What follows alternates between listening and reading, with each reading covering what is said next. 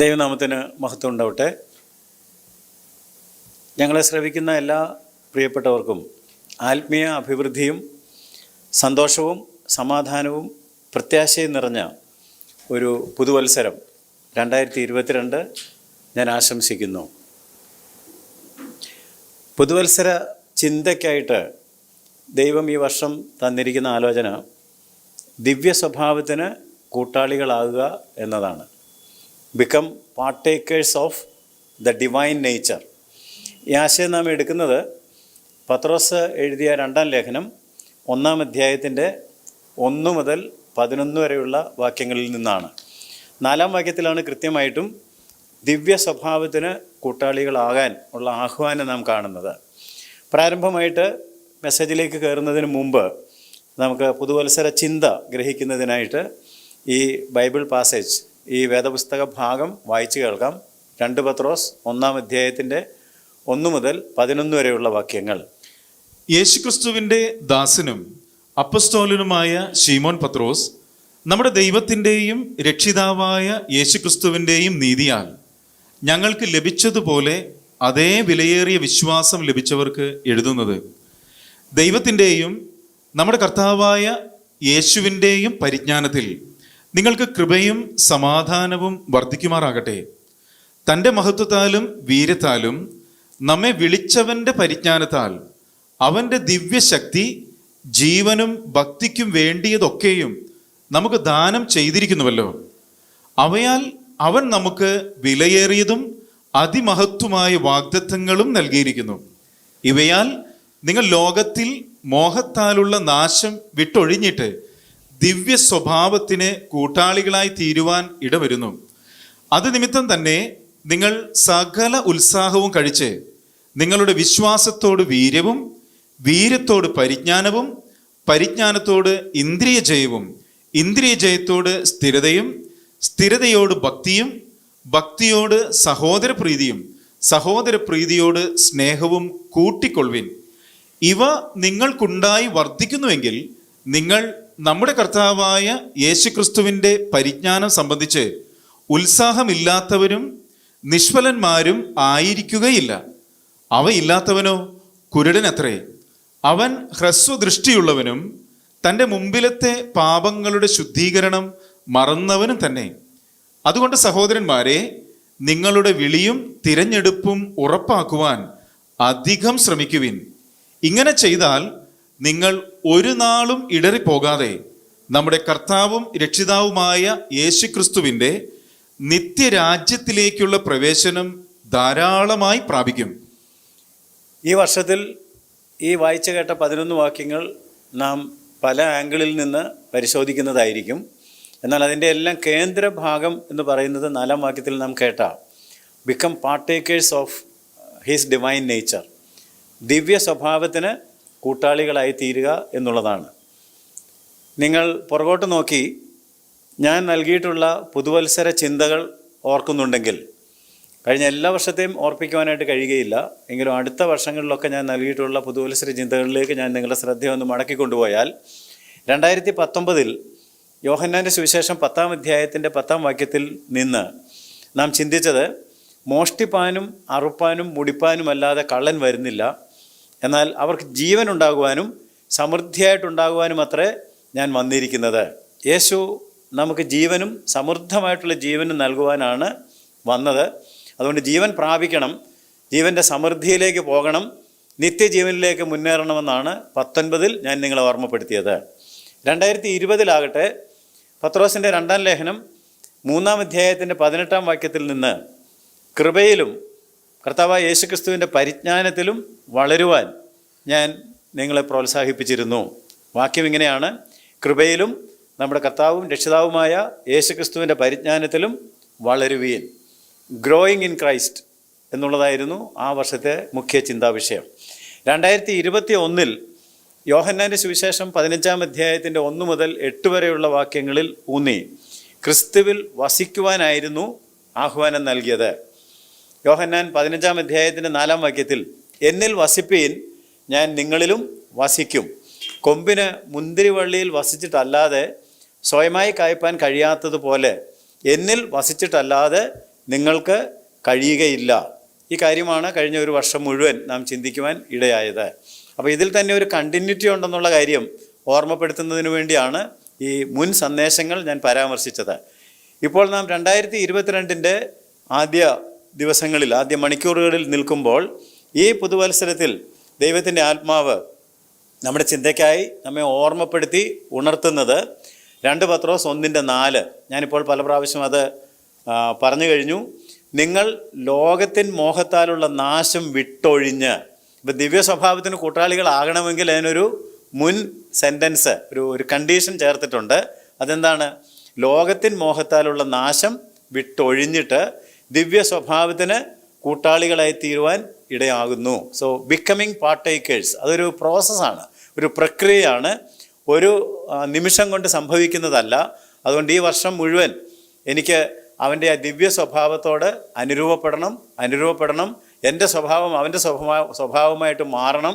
ക്രിസ്തുവിൽ വസിക്കുന്ന ഒരാൾക്ക് കായ്ക്കുവാൻ കഴിയുന്ന ഏറ്റവും വലിയ ഫലമെന്ന് പറയുന്നത് അവൻ ക്രിസ്ത്യാനുരൂപിയായിട്ട് മാറുക, ക്രിസ്തുവിനെ പോലെ ആവുക എന്നുള്ളതാണ് എന്ന് ഞാൻ കഴിഞ്ഞ വർഷം മുഴുവൻ ഊന്നി പറഞ്ഞിരുന്നു. അതിൻ്റെ ഒരു നെക്സ്റ്റ് സ്റ്റെപ്പാണ് ദിവ്യ സ്വഭാവത്തിന് കൂട്ടാളികളാകുക എന്നുള്ളത്. വർഷങ്ങൾ മുമ്പോട്ട് പോകുന്നതിനനുസരിച്ച് ഒരു പ്രത്യേക കാര്യം നാം ഓർത്തിരിക്കേണ്ടത്, നാം കർത്താവിൻ്റെ വരവിനോട് കൂടുതൽ അടുത്തുകൊണ്ടിരിക്കുകയാണ്. വേദപുസ്തകത്തിൽ നിന്ന് തന്നെ ഞാൻ പറയുകയാണെങ്കിൽ റോമാലേഖനം 13:11 നാം വായിക്കുന്നത്, നാം വിശ്വസിച്ച സമയത്തേക്കാൾ രക്ഷ ഇപ്പോൾ നമുക്ക് അധികം അടുത്തിരിക്കുന്നു. നാം പ്രതീക്ഷിച്ച സമയത്തേക്കാൾ രക്ഷ ഇപ്പോൾ നമുക്ക് അധികം അടുത്തിരിക്കുന്നു. ചുരുക്കം പറഞ്ഞാൽ കാലം അതിൻ്റെ അന്ത്യത്തിലേക്ക് നീങ്ങിക്കൊണ്ടിരിക്കുകയാണ്. അന്ത്യകാലം ദുർഘടകാലമായിരിക്കുമെന്ന് 2 തിമോത്തി 3 ഉടനീളം നാം വായിക്കുന്നുണ്ട്. നാം വിശ്വസിച്ച സമയത്തേക്കാൾ രക്ഷ ഇപ്പോൾ നമുക്ക് അധികം അടുത്തിരിക്കുന്നു. റോമാലേഖനം 13:11 നിങ്ങളിപ്പോൾ വായിച്ചു കേട്ടത്. നാം വിശ്വസിച്ച സമയത്തേക്കാൾ രക്ഷ ഇപ്പോൾ അധികം നമ്മോട് അടുത്തിരിക്കുന്നു. അവിടെ തന്നെ പറഞ്ഞിട്ടുണ്ട്, രാത്രി കഴിവാറായി, പകൽ അടുത്തിരിക്കുന്നു. അതുകൊണ്ട് രാത്രിയുടെ എല്ലാ പരിപാടികളും നിർത്തിക്കളഞ്ഞിട്ട് നാം പകലിനുള്ളവരാകിയാൽ നാം മോഹങ്ങൾ ജനിക്കുമാർ ജഡത്തിനായിട്ടൊക്കെ ചിന്തിക്കാതെ ക്രിസ്തുവിന് സ്വീകരിക്കുവാനുള്ള ഒരു മനോഭാവത്തിൽ ജീവിക്കണം. അത് ഓർമ്മപ്പെടുത്താനുള്ളൊരു കാരണമാണ് ഞാൻ അല്പം മുമ്പ് പറഞ്ഞത്. തിമോത്തിക്ക് ലേഖനം എഴുതിയപ്പോൾ 2 തിമോത്തി 3 അപ്പോസ്തലൻ ആവർത്തിച്ച് പറയുന്ന ഒരു കാര്യം, അന്ത്യകാലം ദുർഘട സമയമായിരിക്കും, പെറിലസ് ടൈംസ് എന്നാണ് പറഞ്ഞിരിക്കുന്നത്. സാത്താൻ്റെ വ്യാപാര ശക്തിയാൽ വ്യാജമായ ശക്തിയും അടയാളങ്ങളും അത്ഭുതങ്ങളും അനീതിയുടെ സകല വഞ്ചനയും വ്യാപരിക്കുന്ന ഒരു കാലഘട്ടമായിരിക്കും അന്ത്യകാലഘട്ടം. 2 തെസ്സലോനിക്ക ലേഖനം 2 എടുത്ത് പരിശോധിച്ചാൽ നമുക്ക് ആ കാര്യം ഗ്രഹിക്കുവാനായിട്ട് സാധിക്കും. എല്ലാ വാക്യങ്ങളും ഞാൻ എടുക്കണമെന്ന് പറയുന്നില്ല, നിങ്ങൾ അതിലേക്കൊക്കെ പോകണം എന്ന് ഓർമ്മപ്പെടുത്തുകയാണ്. അനീതിയുടെ സകല വഞ്ചനയും വ്യാപരിക്കുന്നത് കൊണ്ട് സത്യത്തെ സ്നേഹിച്ച് കൈക്കൊള്ളുന്നവരുടെ എണ്ണം നന്നേ കുറയും. അന്ത്യകാലത്തിൻ്റെ ഒരു വലിയ പ്രത്യേകത എന്താണെന്ന് ചോദിച്ചാൽ, സത്യത്തെ സ്നേഹിക്കുകയും സത്യത്തെ സ്വീകരിക്കുകയും ചെയ്യുന്ന ആളുകളുടെ എണ്ണം നന്നായിട്ട് കുറയും. തിമോത്തിക്ക് എഴുതിയപ്പോൾ തന്നെ പറയുന്നുണ്ട്, അവർ സത്യവചനത്തെ സ്വീകരിക്കാതെ സത്യത്തോട് മറുത്ത് നിൽക്കുന്ന ആളുകളായിട്ട് വരും. ആ എണ്ണം കുറയും. അനീതിയിൽ രസിക്കുന്നവരുടെ എണ്ണം കൂടും. അന്ത്യകാലത്ത് സത്യത്തെ സ്വീകരിക്കുന്നവരുടെ എണ്ണം കുറയും, അനീതിയിൽ രസിക്കുന്നവരുടെ എണ്ണം കൂടും. എന്നാൽ ദൈവമക്കൾ തിരിച്ചറിയേണ്ട ഒരു പ്രധാനപ്പെട്ട കാര്യം, ഇതെല്ലാം ഈറ്റുനോവിൻ്റെ ആരംഭം മാത്രമാണ്. അധർമ്മം പെരുകുന്നത് കൊണ്ട് അനേകരുടെ സ്നേഹം തണുത്തു പോകുന്നതിന് ഇടയാകും. അപ്പം ഇതിൻ്റെ എല്ലാം ഇടയിൽ അതായത് ദുർഘട സമയങ്ങൾ, അധർമ്മം പെരുകുന്നു, സത്യത്തെ സ്നേഹിക്കുന്നവരുടെ എണ്ണം കുറയുന്നു, അനീതിയിൽ രസിക്കുന്നവരുടെ എണ്ണം കൂടുന്നു. ഇങ്ങനെ കാര്യങ്ങളൊക്കെ ഒരു കുഴപ്പമില്ലാത്ത തരത്തിൽ പോകുന്നത് പോലെ തോന്നുമ്പോൾ, നോഹയുടെ കാലം പോലെ ഇരിക്കുമ്പോൾ, ഇതിൻ്റെ ഇടയിൽ മിന്നൽ കിഴക്ക് നിന്ന് പുറപ്പെട്ട് പടിഞ്ഞാറോളം വിളങ്ങുന്നത് പോലെ മനുഷ്യപുത്രന്റെ വരവും ഉണ്ടാകും. മനുഷ്യപുത്രൻ പെട്ടെന്ന് വരും. ആരും നനച്ചിരിക്കാത്ത നാഴികയിൽ അവൻ കള്ളനെ പോലെ പ്രത്യക്ഷപ്പെടും. അതുകൊണ്ടാണ് കർത്താവ് ആവർത്തിച്ച് പറഞ്ഞു, ഞാൻ കള്ളനെ പോലെ വരും. ടൈമാണ് കാണിക്കുന്നത്. ആരും നനച്ചിരിക്കാത്ത, തിന്നും കുടിച്ചും വിറ്റും നട്ടും ലോകത്തിൻ്റെ കാര്യങ്ങൾ വ്യാപരിച്ച് വിവാഹം കഴിച്ചും വിവാഹത്തിന് കൊടുത്തും ഒക്കെ, ഞാൻ പറഞ്ഞല്ലോ, സത്യത്തെ സ്നേഹിക്കുകയല്ല, അനീതിയിൽ രസിക്കുന്ന ലോകസുഖങ്ങളിൽ, നമ്മൾ ആദ്യം വായിച്ച വാക്യം മറക്കരുത്, ലോകത്തിൻ മോഹത്താലുള്ള നാശം, അതിലിങ്ങനെ രമിക്കുകയാണ്. അതിൽ രമിച്ചുകൊണ്ടിരിക്കുമ്പോൾ കള്ളനെ പോലെ അപ്രതീക്ഷിതമായ ഒരു സമയത്ത് നമ്മുടെ കർത്താവ് വെളിപ്പെടും. അതുകൊണ്ട് കർത്താവ് നമ്മളോട് മുന്നറിയിപ്പ് തന്നിട്ടുണ്ട്. നാളും നാഴികയും അറിയായിക കൊണ്ട് ഉണർന്നിരിപ്പീൻ. നിങ്ങൾ നാളും നാഴികയും അറിയായിക കൊണ്ട് ഉണർന്നിരിപ്പീൻ എന്നാണ് കർത്താവ് നമ്മെ അതിശക്തമായിട്ട് ഓർമ്മപ്പെടുത്തിയിട്ടുള്ളത്. മത്തായി 25-ാം അധ്യായത്തിലുണ്ട്, 24-ാം അധ്യായത്തിലുണ്ട്. സൂക്ഷിച്ചു കൊള്ളുക, നാളും നാഴികയും അറിയായിക കൊണ്ട് ഉണർന്നിരിക്കുക. ആവർത്തിച്ച് കർത്താവ് നമ്മളോട് പറഞ്ഞിട്ടുണ്ട്. എന്നാൽ കർത്താവ് ഇപ്പോൾ എന്ത് ചെയ്യുകയാണെന്ന് ചോദിച്ചാൽ, അവൻ നമുക്ക് സ്ഥലം ഒരുക്കുവാനായിട്ട് പോയിരിക്കുകയാണ്. കർത്താവ് പറഞ്ഞു, ഞാൻ നിങ്ങൾക്ക് സ്ഥലം ഒരുക്കുവാൻ പോകുന്നു, യോഹന്നാൻ 14-ാം അധ്യായത്തിൽ. എന്നിട്ട് പറഞ്ഞു, സ്ഥലം ഒരുക്കിയാൽ ഞാൻ ഇരിക്കുന്ന ഇടത്ത് നിങ്ങളും ഇരിക്കേണ്ടതിന് പിന്നെയും വന്ന് നിങ്ങളെ എൻ്റെ അടുക്കൽ ചേർത്തുകൊള്ളും. അങ്ങനെ കർത്താവിൻ്റെ അടുക്കൽ നാം ചേർന്ന് കഴിഞ്ഞാൽ നാം എപ്പോഴും കർത്താവിനോട് കൂടെ ആയിരിക്കും. ഇങ്ങനെ നാം എപ്പോഴും കർത്താവിനോട് കൂടെ ആയിരിക്കും. അതുകൊണ്ട് കർത്താവിൻ്റെ വരവിൻ്റെ നാളും നാഴികയും ഒരു മനുഷ്യനും അറിയുന്നില്ല എന്നുള്ളത് കൊണ്ട് അവനിങ്ങനെ വരും, അവനെനിക്ക് സ്ഥലമൊരുക്കുവാൻ പോയിട്ടുണ്ട് എന്നൊക്കെയുള്ള പ്രത്യാശ നമ്മുടെ ഉള്ളിലുണ്ടെങ്കിൽ, യോഹന്നാൻ അപ്പോസ്തലൻ പറഞ്ഞു, അവനിൽ ഈ പ്രത്യാശയുള്ളവർ അവൻ്റെ വരവിനായി ഒരുങ്ങി കാത്തിരിക്കും. അവനിൽ ഈ പ്രത്യാശയുള്ളവരൊക്കെ അവർക്കറിയാം കർത്താവ് വരും. ഈ കാര്യങ്ങളുടെയൊക്കെ നടുവിൽ പെട്ടെന്ന് കണ്ണിമയ്ക്കുന്നതിനിടയിൽ മിന്നൽ കിഴക്ക് നിന്ന് പടിഞ്ഞാറോട്ട് വിളങ്ങുന്നത് പോലെ കർത്താവിൻ്റെ പ്രത്യക്ഷത ഉണ്ടാകും. ആ കർത്താവിൻ്റെ പ്രത്യക്ഷത വരുമ്പോൾ അതിനായിട്ട് ഇങ്ങനെ നോക്കി പാർക്കുന്ന ആളുകൾ തേജസ്സിന്മേൽ തേജസ് പ്രാപിച്ച് അവൻ്റെ സ്വരൂപത്തോട് അനുരൂപരായിക്കൊണ്ടിരിക്കും. കർത്താവിൻ്റെ വരവിനായി നോക്കി പാർക്കുന്ന ആളുകൾക്ക് വേറെ താല്പര്യങ്ങളൊന്നുമില്ല. അവർ ലോകത്തിൻ മോഹത്തിൽ നാശത്തിൽ കിടന്ന് കറങ്ങുകയല്ല. അവർ സത്യത്തെ സ്നേഹിച്ച് നാളും നാഴികയും അറിയായതുകൊണ്ട് കണ്ണിൽ എണ്ണ ഒഴിച്ച് കർത്താവിനായിട്ട് കാത്തിരിക്കുക ആയതുകൊണ്ട് അവർ അവൻ്റെ സ്വരൂപത്തോട് അനുരൂപപ്പെട്ടുകൊണ്ടിരിക്കും. അവർ തേജസ്സിന്മേൽ തേജസ് പ്രാപിച്ചു കൊണ്ടിരിക്കും. അവൻ പ്രത്യക്ഷനാകുമ്പോൾ നാം അവനെ താൻ ഇരിക്കും പോലെ തന്നെ കാണുന്നതാകൊണ്ട് നാം അവനോട് സദൃശന്മാരാകുകയും ചെയ്യും. പിന്നെ നാം മടങ്ങി വരാതെ എപ്പോഴും കർത്താവിനോട് കൂടെ തന്നെ ആയിരിക്കും. ഈ പ്രത്യാശയുള്ളവർ ലോകത്തിൻ മോഹത്താലുള്ള നാശത്തെ ഒട്ടും സ്നേഹിക്കുകയില്ല, അതിനെ വിട്ടൊഴിയും. അവര് ഭക്തികേടും പ്രപഞ്ചമോഹങ്ങളും വർജിക്കും. ഭക്തികേട്, പ്രപഞ്ചമോഹങ്ങൾ അതെല്ലാം വർജിച്ച് കളഞ്ഞിട്ട് അവർ ഈ ലോകത്തിൽ തന്നെയാണ് എപ്പോഴും. ഈ ലോകത്തിൽ സുബോധത്തോടും നീതിയോടും ദൈവഭക്തിയോടും കൂടെ ജീവിച്ച് പോരും. ആ കാര്യത്തിൽ മുന്നോട്ട് പോകുന്നതിനായിട്ട് ദൈവകൃപ അവരെ ശിക്ഷിച്ചു വളർത്തും. ദൈവത്തിന്റെ കൃപ അവരുടെ കൂടെ വ്യാപരിച്ചിട്ട് ദൈവകൃപ അവരെ ഓർമ്മപ്പെടുത്തും. ഭക്തികേട് വർജിക്കണം, പ്രപഞ്ചമോഹങ്ങൾ വർജിക്കണം, നീ നീതിയോടും സുബോധത്തോടും ദൈവഭക്തിയോടും കൂടെ ഈ ലോകത്തിൽ ജീവിക്കണം എന്ന് നമ്മെ കൃപ ഓർമ്മപ്പെടുത്തി ശിക്ഷിച്ച് വളർത്തി കൊണ്ടുവരുമ്പോൾ അനുദിനം അങ്ങനെയുള്ള ആളുകൾ ദിവ്യ സ്വഭാവത്തിന് കൂട്ടാളികളായിക്കൊണ്ടിരിക്കും.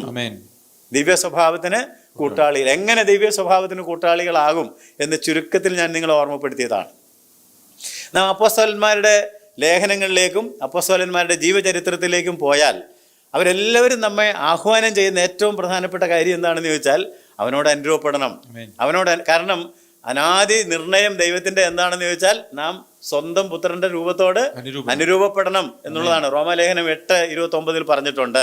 മാത്രമല്ല ദിവ്യ സ്വഭാവത്തിന് നമ്മൾ കൂട്ടാളികളാകണം എന്ന് അപ്പോസ്തലന്മാരും ലേഖനങ്ങളും നമ്മളെ നിരന്തരം ഓർമ്മപ്പെടുത്തിക്കൊണ്ടാണ് ഇരിക്കുന്നത്. മാനവ ചരിത്രത്തിലേക്ക് തിരിഞ്ഞു നോക്കിയാൽ അത് നമുക്ക് പെട്ടെന്ന് ബോധ്യപ്പെടുന്നതിനും ഇടയായിത്തീരും. മാനവ ചരിത്രം 3 വാക്കുകളിൽ നമുക്ക് രചിക്കുവാനായിട്ട് സാധിക്കും. മനുഷ്യൻ്റെ ചരിത്രം 3 വാക്കുകളിൽ: ഫോംഡ്, ഡിഫോംഡ്, ട്രാൻസ്ഫോംഡ്. ഇംഗ്ലീഷിൽ പറഞ്ഞാൽ, മലയാളത്തിൽ സ്വരൂപം, വിരൂപം, രൂപാന്തരം എന്ന് ഞാൻ പറയും. എന്ന് പറഞ്ഞാൽ അതിൻ്റെ അർത്ഥം എന്താണെന്ന് ചോദിച്ചാൽ, ദൈവം മനുഷ്യനെ നമുക്ക് തിരിഞ്ഞു നോക്കി ചരിത്രത്തിലേക്ക് തിരിഞ്ഞു നോക്കാൻ പറഞ്ഞാൽ മനുഷ്യനുണ്ടായ സ്ഥലത്തേക്ക് തിരിഞ്ഞു നോക്കാൻ പറ്റുള്ളൂ. എങ്ങനെയാണ് മനുഷ്യനുണ്ടായതെന്ന് ചോദിച്ചാൽ, ദൈവം മനുഷ്യനെ തൻ്റെ സ്വരൂപത്തിലും തൻ്റെ സാദൃശ്യത്തിലുമാണ് സൃഷ്ടിച്ചത്. In the image and in the likeness. 2 പദങ്ങൾ അവിടെ ഉപയോഗിച്ചിട്ടുണ്ട്. ഇമേജ് എന്നുള്ളതിനാണ് സ്വരൂപം, ലൈക്ക്നെസ് സാദൃശ്യം. 2 മലയാള പദങ്ങളുമുണ്ട്.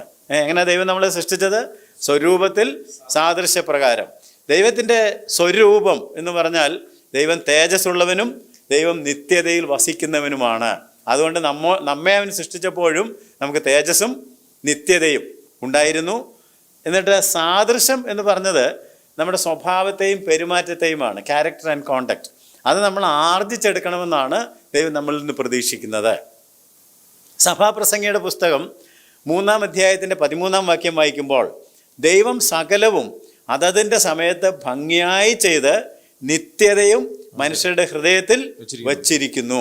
അപ്പം ദൈവത്തിൻ്റെ ആ സ്വരൂപം നമ്മളിൽ ഉണ്ട് എന്നുള്ളതിൻ്റെ തെളിവാണ് ഇപ്പം ഞാൻ ഉദ്ധരിച്ച വാക്യം.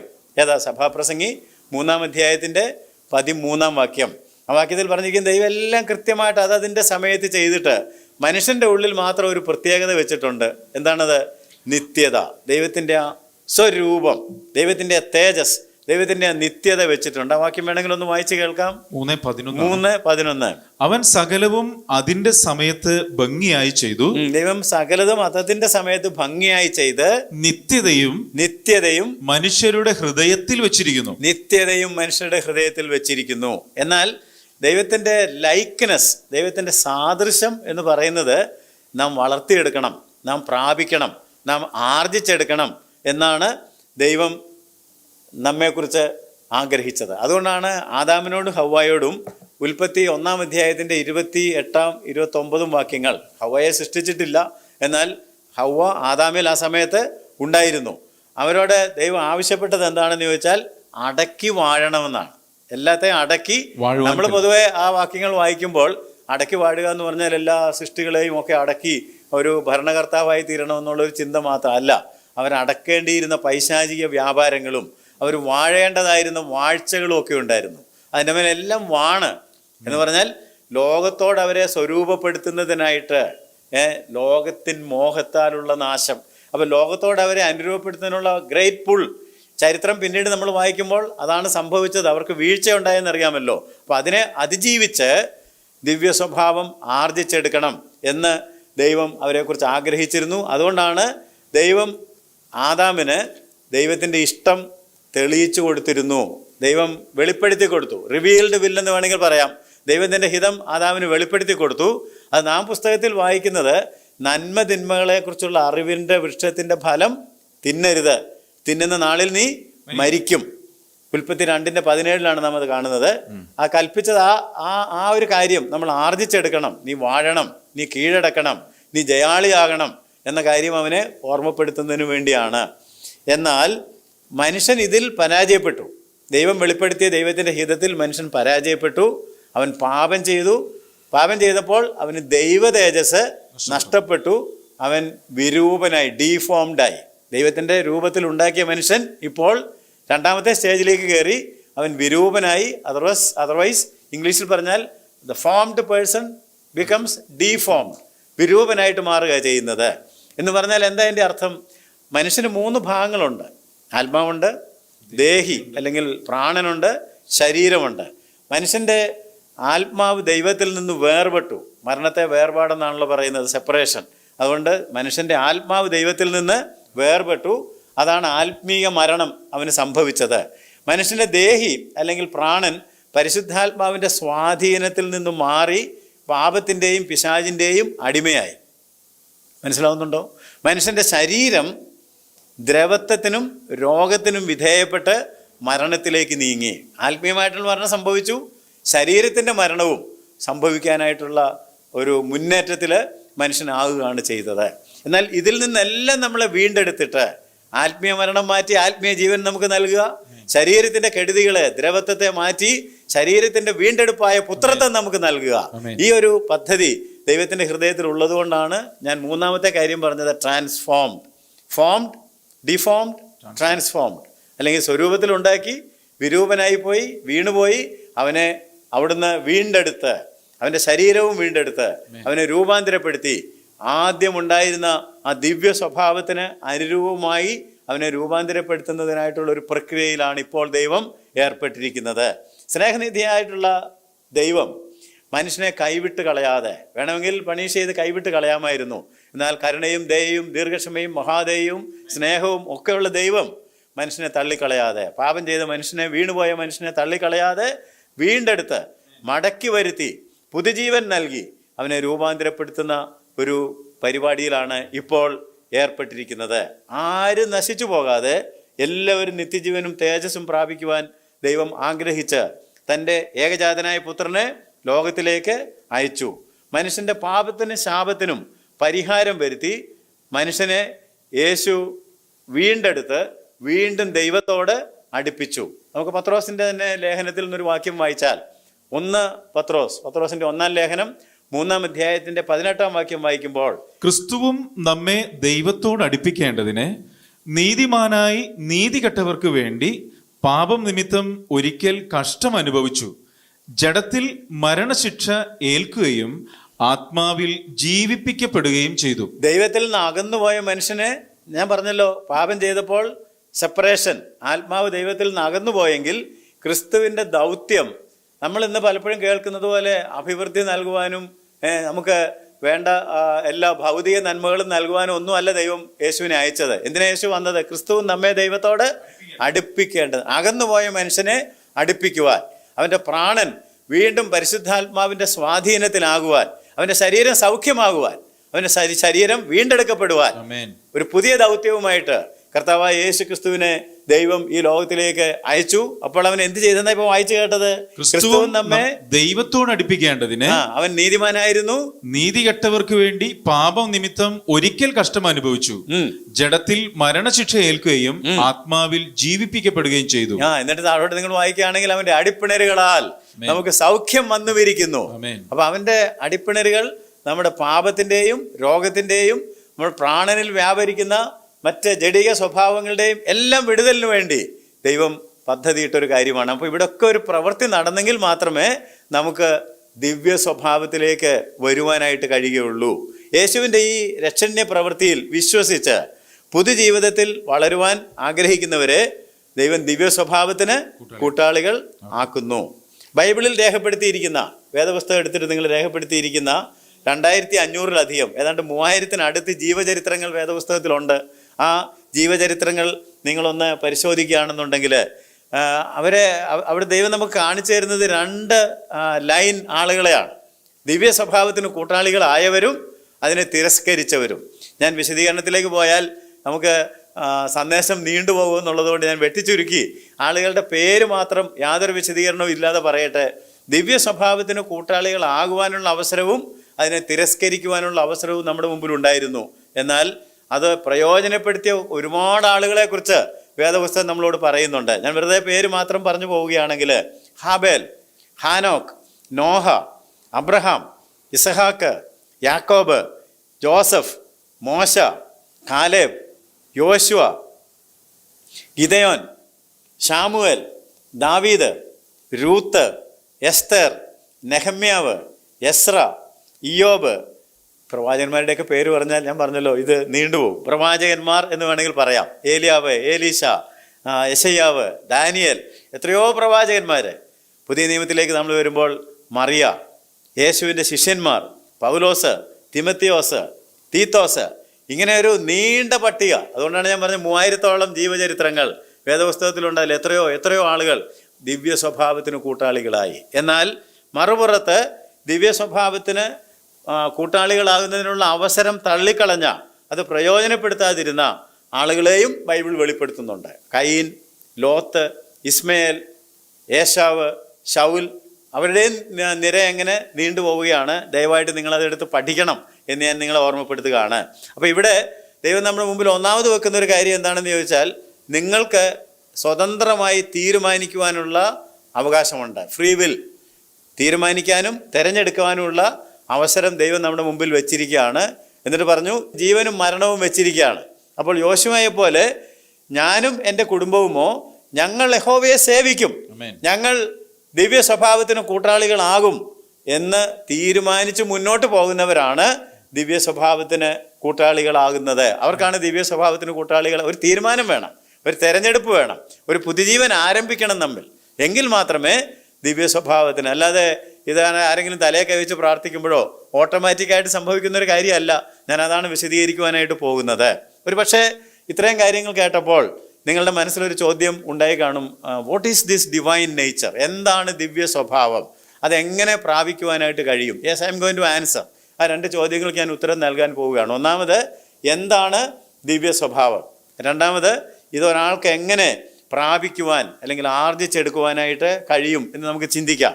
ഒന്നാമത്, ഡിവൈൻ നേച്ചർ അല്ലെങ്കിൽ ദിവ്യ സ്വഭാവം എന്താണെന്ന് മനസ്സിലാക്കുവാനായിട്ട് ഈ നേച്ചർ അല്ലെങ്കിൽ സ്വഭാവം എന്ന വാക്ക് തന്നെ ഒന്ന് പരിചയിക്കണം. ഈ സ്വഭാവം, നേച്ചർ എന്ന് പറയുന്ന പദം നമ്മളൊന്ന് പരിശോധിക്കുകയാണെങ്കിൽ മലയാളത്തിൽ അതിന് സ്വഭാവം, ശീലം, ജന്മപ്രകൃതി, സഹജഗുണം എന്നൊക്കെയാണ് മലയാളത്തിൽ ഉപയോഗിക്കുന്ന വാക്കുകൾ. ഇംഗ്ലീഷിൽ നേച്ചർ, ക്യാരക്ടർ എന്നാണ് പറയുന്നത്. അപ്പോൾ ഈ സൈക്കോളജി പഠിക്കുന്ന ആളുകൾ അല്ലെങ്കിൽ മനഃശാസ്ത്ര വിദഗ്ധന്മാരോടോ സാമൂഹ്യ ശാസ്ത്രം പഠിക്കുന്നവരോടോ ഒക്കെ ഒരാളുടെ സ്വഭാവത്തെ എങ്ങനെ വിലയിരുത്താൻ പറ്റും എന്ന് ചോദിച്ചാൽ അവർ നമുക്ക് ചില ഘടകങ്ങൾ പറഞ്ഞു തരും. അത് വിശ്വാസികളായി നമ്മളും അറിഞ്ഞിരിക്കണം, എല്ലാവരും അറിഞ്ഞിരിക്കണം. ഒരു സ്വഭാവത്തിൽ എങ്ങനെയാണ് കാര്യങ്ങൾ വരുന്നതെന്ന് അറിയണമെങ്കിൽ appetite, attitude, ambition, action, behaviour, environment, association, habit, hobby, ഇങ്ങനെ കുറേ കാര്യങ്ങൾ, കുറേ ഘടകങ്ങൾ നോക്കാനായിട്ടുണ്ട്. ഞാൻ അത്രയും പറഞ്ഞത് എല്ലാവരും ഗ്രഹിച്ചില്ല, അതുകൊണ്ട് ഞാൻ മലയാളത്തിൽ കൂടി പറയാം. അതായത് ആപ്പറ്റൈറ്റ് എന്ന് പറഞ്ഞാൽ എൻ്റെ ആസക്തി, എൻ്റെ വിശപ്പ്, എൻ്റെ വാഞ്ച, എൻ്റെ അഭിലാഷം. നമ്മുടെ ഹൃദയത്തിലേക്ക് നോക്കിയിട്ട് എൻ്റെ ആശ, എൻ്റെ അഭിലാഷം, എൻ്റെ ആഗ്രഹം, ഞാൻ എന്തിനെക്കുറിച്ചാണ് എപ്പോഴും ആഗ്രഹിച്ചുകൊണ്ട് ചിന്തിച്ചുകൊണ്ടിരിക്കുന്നത്, ആപ്പറ്റൈറ്റ്. ആറ്റിറ്റ്യൂഡ് എന്ന് പറഞ്ഞാൽ എൻ്റെ മനോഭാവം, എൻ്റെ മനസ്ഥിതി, എൻ്റെ നയം, എൻ്റെ നിലപാട് എന്നൊക്കെയാണ് എൻ്റെ അർത്ഥം. ഇതെല്ലാവർക്കും ഉണ്ട്, ആരും ചിന്തിക്കുന്നില്ല, ബോധവാന്മാരല്ലെന്ന് മാത്രമേ ഉള്ളൂ. ആംബിഷൻ എന്ന് പറഞ്ഞാൽ എൻ്റെ ജീവിത ലക്ഷ്യം, എൻ്റെ അഭിലാഷം, എൻ്റെ അതിമോഹം, തീവ്രമായിട്ടുള്ള എൻ്റെ ഈഗർ ഡിസയർ എന്ന് വേണമെങ്കിൽ പറയാം. ആഗ്രഹമല്ല, എനിക്കതായേ മതിയാകൂ എന്നുള്ളൊരു ആംബിഷൻ. പൗലോസ് പറയുന്നുണ്ട്, ഞങ്ങൾക്ക് ദൈവത്തെ പ്രസാദിപ്പിക്കുന്നവർ ആകണം. That is my ambition, that is my goal എന്ന് പറയുന്നുണ്ട്. അപ്പോൾ അങ്ങനെ ഒരു കാര്യമുണ്ട് ക്യാരക്ടറിനകത്ത്. ആക്ഷൻ എന്ന് പറഞ്ഞാൽ എൻ്റെ പെരുമാറ്റം, ബിഹേവിയർ, എൻ്റെ പെരുമാറ്റം, എൻ്റെ ശീലം, എൻ്റെ പ്രവർത്തന രീതി എന്നൊക്കെയാണ് അർത്ഥം. എൻവയൺമെൻറ്റ് എന്ന് പറഞ്ഞാൽ എൻ്റെ പരിസരം, എൻ്റെ ചുറ്റുപാട്, ഞാൻ ആരോടൊക്കെ ഇടപെടുന്നു, എൻ്റെ താല്പര്യങ്ങൾ, എൻ്റെ ചുറ്റുവട്ടത്ത് ആരൊക്കെ ഉണ്ടാകും എന്നൊക്കെ ഉള്ളതാണ്. അസോസിയേഷൻ എന്ന് പറഞ്ഞാൽ എൻ്റെ ചങ്ങാത്തം, എൻ്റെ മൈത്രി, എൻ്റെ കൂട്ടുകെട്ട്, കൂടി നടപ്പ്, ആണെങ്കിൽ നമ്മുടെ രീതിയിൽ കൂട്ടായ്മ എന്ന് വേണമെങ്കിൽ പറയാം. അപ്പോസ്തലൻ പറയുന്നുണ്ട്, ഞങ്ങളുടെ കൂട്ടായ്മയോ പിതാവായ ദൈവത്തോടും യേശു ക്രിസ്തുവിനോടും പരിശുദ്ധാത്മാവിനോടും, അല്ലാതെ ഈ മാനുഷിക തലത്തിലുള്ള സോഷ്യലൈസിങ് അല്ല, അതിലൊന്നും അല്ല ഞങ്ങളുടെ താല്പര്യം ഇരിക്കുന്നത്. ഹാബിറ്റ് എന്ന് പറഞ്ഞാൽ എൻ്റെ തഴക്കം, ഞാൻ സ്ഥിരമായിട്ട് ചെയ്യാൻ ആഗ്രഹിക്കുന്ന കാര്യങ്ങൾ. ഹോബി എന്ന് പറഞ്ഞാൽ എനിക്ക് ഇടവേളകൾ കിട്ടുമ്പോൾ ഞാനത് എങ്ങനെ പ്രയോജനപ്പെടുത്തുന്നു. അപ്പോൾ ഇതെല്ലാം കൂടെ ചേരുന്നതിനാണ് എന്ത് നേച്ചർ, പ്രകൃതം എന്ന് പറയും. ഞാനത് കുറച്ചുകൂടെ എക്സ്പ്ലെയിൻ ചെയ്യാൻ പോവുകയാണ്. ഒരാളുടെ പ്രകൃതം എന്ന് പറയുന്നത്, ഒരാളുടെ നേച്ചർ എന്ന് പറയുന്നതിനകത്ത് ഒരുപാട് കാര്യങ്ങളുണ്ട്. ഞാൻ വേദപുസ്തക അടിസ്ഥാനമായിട്ട് അതിനെക്കുറിച്ച് പറയുകയാണെങ്കിൽ, ഞാൻ ഈ കുറേ കാര്യങ്ങൾ പറഞ്ഞതിൽ 4 കാര്യങ്ങളെങ്കിലും ഓർത്തിരിക്കണം കേട്ടോ. എന്താണെന്ന് വെച്ചാൽ ആപ്പറ്റൈറ്റ്, ബിഹേവിയർ, എൻവയൺമെൻറ്റ്, അസോസിയേഷൻ, ഈ കാര്യങ്ങളെങ്കിലും അറിഞ്ഞിരിക്കണം. ആപ്പറ്റൈറ്റ് എന്ന് പറഞ്ഞാൽ എൻ്റെ ആസക്തി, എൻ്റെ അഭിലാഷം. നമ്മൾ പഠനത്തിനായിട്ട് തിരഞ്ഞെടുക്കുന്ന 2 പത്രോസിൻ്റെ പുസ്തകം മാത്രം നിങ്ങൾ നോക്കിയാൽ 2-ാം അധ്യായത്തിൻ്റെ 22-ാം വാക്യത്തിൽ ചില ആളുകളുടെ അല്ലെങ്കിൽ ചില സാധനങ്ങളുടെ ആസക്തിയെക്കുറിച്ചൊരു പരാമർശമുണ്ട്. സ്വന്തം ഛർദിക്ക് തിരിഞ്ഞ നായ, കുളിച്ചിട്ട് ചെളിയിൽ കിടന്ന് ഉരുളാൻ തിരിഞ്ഞ പന്നി. കണ്ടോ, അതാണ് ആസക്തി എന്ന് പറയുന്നത്. മനസ്സിലായോ? കുളിപ്പിച്ചതാണ്, പക്ഷെ അതിൻ്റെ ആസക്തി മനസ്സിലായോ? അതിൻ്റെ അഭിലാഷം, അതിൻ്റെ വിശപ്പ്, അതിൻ്റെ ആഗ്രഹം എപ്പോഴും ചെളി വേണം, ഡേർട്ട് വേണം, ചീഞ്ഞതും നാറിയതും അഴുക്കും. അത് ഛർദിയാണെങ്കിലും തിരക്കേടില്ല, അത് തന്നെ തിന്നിട്ട് ഛർദ്ദിച്ചതാണെങ്കിലും കുഴപ്പമില്ല, ഞാൻ ഉപേക്ഷിച്ചതാണെങ്കിലും കുഴപ്പമില്ല. നമ്മൾ പറഞ്ഞിട്ടുണ്ട്, നിങ്ങൾ പൊളിച്ചത് വീണ്ടും പണിതാൽ. അപ്പോൾ അതൊരു ആസക്തിയാണ്. അതൊക്കെ ചുമ്മാതെ വൈകാരികമായിട്ട് അന്നേരം തോന്നിയപ്പോൾ ചെയ്തതാണ്, ഞാൻ വീണ്ടും അതിലേക്ക് തന്നെ മടങ്ങി. എന്നാൽ 23-ാം സങ്കീർത്തനത്തിലേക്ക് പോയി നമ്മൾ ആടുകളെ കുറിച്ച് ചിന്തിക്കുകയാണെങ്കിൽ അതിൻ്റെ താല്പര്യം എവിടെയാ? പച്ചയായ പുൽപ്പുറങ്ങൾ. ചീഞ്ഞളിഞ്ഞ സാധനങ്ങൾ നോക്കി നടക്കുകയല്ല, ഛർദി നോക്കി നടക്കുകയല്ല. അത് കണ്ടാൽ ആട് മാറും. ആടിന് പച്ചയായ പുൽപ്പുറങ്ങളും. വാക്യം വായിക്കുന്നത് നല്ലതാണ്. യഹോവ എന്റെ ഇടയനാകുന്നു, എനിക്ക് മുട്ടുണ്ടാകുകയില്ല. പച്ചയായ പുൽപ്പുറങ്ങളിൽ അവൻ എന്നെ കിടത്തുന്നു, സ്വസ്ഥതയുള്ള വെള്ളത്തിനരികിലേക്ക്. അതാണ് അതിന്റെ ആസക്തി. സ്വസ്ഥതയുള്ള വെള്ളം വേണം, പച്ചയായ പുൽപ്പുറങ്ങൾ വേണം. അത് ആടിന്റെ ഒരു ആസക്തിയാണ്. അത് നോക്കിയാണ്. അതുകൊണ്ടാണ് ആടിനെ അഴിച്ചു വിട്ടാൽ അതിങ്ങനെ തിന്നു പോകുന്നത്. പന്നി അഴിച്ചു വിട്ട് നോക്കിക്കേ, അല്ലെങ്കിൽ നമ്മൾ പറഞ്ഞ പോലെ നായ അഴിച്ചു വിട്ട് നോക്കിക്കേ, ആസക്തി കാണാൻ പെട്ടെന്ന്. പത്രോസ് അത് ഉപയോഗിക്കുന്നുണ്ട് അതിനെടുത്ത് പറഞ്ഞത്. രണ്ടാമത് നമ്മൾ ബിഹേവിയർ അല്ലെങ്കിൽ പെരുമാറ്റം, ശീലം, പ്രവർത്തന ശൈലി. വേദപുസ്തകത്തിലുണ്ട്, കഴുകനെ നോക്കിയാൽ കഴുകൻ ചിറകടിച്ച് കയറും, യഹോവയെ കാത്തിരിക്കുന്നവർ കഴുകന്മാരെ പോലെ ചിറകടിച്ച് കയറും. അത് മുകളിലേക്ക് കയറി പോകാനായിട്ടാണ് താല്പര്യപ്പെടുന്നത്. മത്സ്യം അങ്ങനെ അത് വെള്ളത്തിൽ കൂട്ടത്തിൽ ചരിക്കാനായിട്ടാണ് ആഗ്രഹിക്കുന്നത്. ആട് ഞാൻ നേരത്തെ പറഞ്ഞതുപോലെ ശുദ്ധിയുള്ള പരിസരങ്ങൾ, ബിഹേവിയർ അങ്ങനെയാണ്. ശുദ്ധിയില്ലാത്തടത്തു നിന്നൊക്കെ മാറും. എൻവയൺമെൻറ്റ്, പരിസരം, ചുറ്റുപാട്, അതും പ്രധാനപ്പെട്ട ഒരു കാര്യമാണ്. ഇപ്പം നമ്മൾ അണ്ണാൻ മുതലായ സാധനങ്ങളെ നോക്കിയാൽ മരങ്ങളിൽ ചാടിച്ചാടിയാണ് നടക്കുന്നത്. എന്നാൽ മുയലും എലിയൊക്കെ നോക്കിയാൽ കുഴികളിലേക്കാണ് പോകുന്നത്. ഇതൊക്കെ നമ്മൾ അതങ്ങനത്തെ ചുറ്റുപാടുകളെ അന്വേഷിക്കുന്നത്. ഇതൊക്കെ പറയുന്നത് നിങ്ങൾക്ക് എന്താ സുവോളജി പഠിപ്പിക്കാൻ വേണ്ടിയല്ല, നമ്മളെ ജീവശാസ്ത്രം ജന്തുശാസ്ത്രം പഠിപ്പിക്കാനല്ല, നമ്മൾ ആത്മീയമായിട്ട് ഈ കാര്യങ്ങളിലൊക്കെ നോക്കാനായിട്ടാണ്. കാക്ക ചീഞ്ഞ സാധനങ്ങൾ തന്നെ നോക്കി നടക്കുകയാണ്. എവിടെ അഴുക്ക്, ചീത്തകൾ എവിടെ വലിച്ചിട്ടാലും കാക്കയ്ക്ക് വലിയ താല്പര്യമാണ്. മനസ്സിലാവുന്നുണ്ടോ ഞാൻ പറയുന്നതിൻ്റെ അർത്ഥം? ആൻഡ് അസോസിയേഷൻ, നമ്മുടെ ചങ്ങാത്തം, നമ്മുടെ മൈത്രി, നമ്മുടെ കൂട്ടുകെട്ട്. സിംഹം ഒറ്റയാനെ പോലെ ഇങ്ങനെ നടക്കും, എന്നാൽ ആടുകൾ കൂട്ടം കൂടിയേ നടക്കുകയുള്ളൂ. മത്സ്യം കൂട്ടത്തോടാണ് ചരിക്കുന്നത്. ദൈവം സൃഷ്ടിച്ചപ്പോൾ തന്നെ അങ്ങനെ പറഞ്ഞത് അല്ലേ? വെള്ളത്തിൽ മത്സ്യങ്ങൾ കൂട്ടമായി ചരിക്കട്ടെ എന്നാണ് പറഞ്ഞത്. അപ്പോൾ ഇതിനെല്ലാം വ്യത്യാസമുണ്ട്. അപ്പോൾ ഈ 4 കാര്യങ്ങൾ മനസ്സിൽ വെച്ചുകൊണ്ട് ഇനി ഡിവിനിറ്റിയിലേക്ക് വന്ന് ഡിവൈൻ നമ്മൾ ദിവ്യ സ്വഭാവമാണ് പരിശോധിക്കുന്നത്. അപ്പോൾ ദിവ്യ സ്വഭാവം നമ്മൾ നോക്കുകയാണെങ്കിൽ വാട്ട് ഈസ് ഡിവൈൻ ആപ്പറ്റൈറ്റ്? ദൈവത്തിൻ്റെ ആസക്തി എന്തിനകത്താ? ഇപ്പം നമ്മൾ ഒരുപാട് സാധനങ്ങളുടെ ആസക്തികൾ കേട്ടു. ദൈവത്തിൻ്റെ ആസക്തി എവിടെയാണെന്ന് അറിയാമോ? നിർമ്മലമായത്, വിശുദ്ധമായത് അല്ലേ? എന്നിട്ട് നമ്മളോട് പറഞ്ഞു നീതിക്ക് വിശന്ന് ദാഹിക്കണം. മത്തായി 5:6 പറഞ്ഞു, നിങ്ങൾ നീതിക്ക് വിശന്ന് ദാഹിക്കുമ്പോൾ നിങ്ങൾ ഭാഗ്യവാന്മാരാണ്. അപ്പോഴാണ് നിങ്ങൾക്ക് തൃപ്തി വരുന്നത്. അപ്പോൾ എന്തിനാ നമ്മൾ ദാഹിക്കുന്നത്? അപ്പത്തിനായിട്ടുള്ള ദാഹമാണോ, വെള്ളത്തിനായിട്ടുള്ള ദാഹമാണോ? അതല്ല നിങ്ങൾക്ക് വേണ്ടത് എന്ന് കർത്താവ് പറഞ്ഞു തന്നിട്ടുണ്ട്. That is part of your character, നമ്മുടെ നേച്ചറിന്റെ ഭാഗമാണ്. മത്തായി 5:6 നീതിക്ക് വിശന്ന് ദാഹിക്കുന്നവർ ഭാഗ്യവാന്മാർ, അവർക്ക് തൃപ്തി വരും. അതുപോലെ ദൈവത്തിന്റെ മറ്റൊരു ആസക്തി എന്ന് പറയുന്നത് 100-ാം സങ്കീർത്തനത്തിന്റെ 5-ാം വാക്യത്തിൽ പറയുകയാണ്, യഹോവ നല്ലവൻ, അവന്റെ ദയ, അവന്റെ വിശ്വസ്തത, അതിലാണ് ആസക്തി. ദൈവത്തിന് എങ്ങനെ ഒരു നന്മ ചെയ്യാം, എങ്ങനെ ദയ കാണിക്കാം. ഞാനിപ്പോൾ പറഞ്ഞ ചരിത്രത്തിൽ തന്നെ ഉണ്ടായിരുന്നു. ദൈവത്തിന് വേണമെങ്കിൽ പണിഷ്മെന്റ് തരാമായിരുന്നു. 100-ന്റെ 5 യഹോവ നല്ലവനല്ലോ, നല്ലവനല്ലോ, അവന്റെ ദയ എന്നേക്കുമുള്ളത്, അവന്റെ വിശ്വസ്തത തലമുറയോളം ഇരിക്കുന്നു. എന്തെല്ലാം ഗുണങ്ങളാ. അപ്പൊ ഇതിങ്ങനെ നീണ്ടുപോവുകയാണ്. ദൈവത്തിന്റെ ആസക്തി അതിനകത്താ. ദൈവത്തോട് എതിർക്കുന്നവനും എങ്ങനെ നന്മ ചെയ്യാം, എങ്ങനെ അവനോട് ക്ഷമിക്കാം.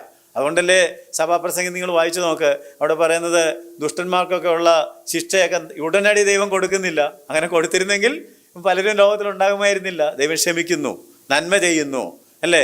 ഉപദ്രവിക്കുന്നവരെയും ദൈവത്തെ ശപിക്കുന്നവരെയും ദൈവം ഇല്ലെന്ന് പറയുന്നവരെയും എല്ലാം ദയോടെ, ദീർഘക്ഷമയോടെ. അതാണ് ദൈവത്തിന്റെ ആസക്തി, ദൈവത്തിന്റെ ആപ്പറ്റൈറ്റ്. അപ്പോൾ ഇപ്പം ഞാൻ പറഞ്ഞു വരുന്നവർക്ക് മനസ്സിൽ ഇതെങ്ങോട്ട് വരണം? എന്നിലേക്കും ഇത് വരണം. ഡിവൈൻ നേച്ചർ ഉണ്ടാകണമെങ്കിൽ. അതുപോലെ ഡിവൈൻ ആപ്പറ്റൈറ്റ് പോലെ തന്നെ അതിനകത്ത് ഗ്രഹിക്കേണ്ട മറ്റൊരു കാര്യമാണ് ഹബക്കൂക്ക് 1:13 ദൈവം ദോഷം കണ്ടുകൂടാതെ വണ്ണം നിർമ്മല ദൃഷ്ടിയുള്ളവൻ അല്ലേ? പീഡനം കാണാൻ കഴിയാത്തവൻ. ദോഷം കാണാൻ താല്പര്യമില്ല, പീഡനം കാണാൻ താല്പര്യമില്ല. നമുക്കോ?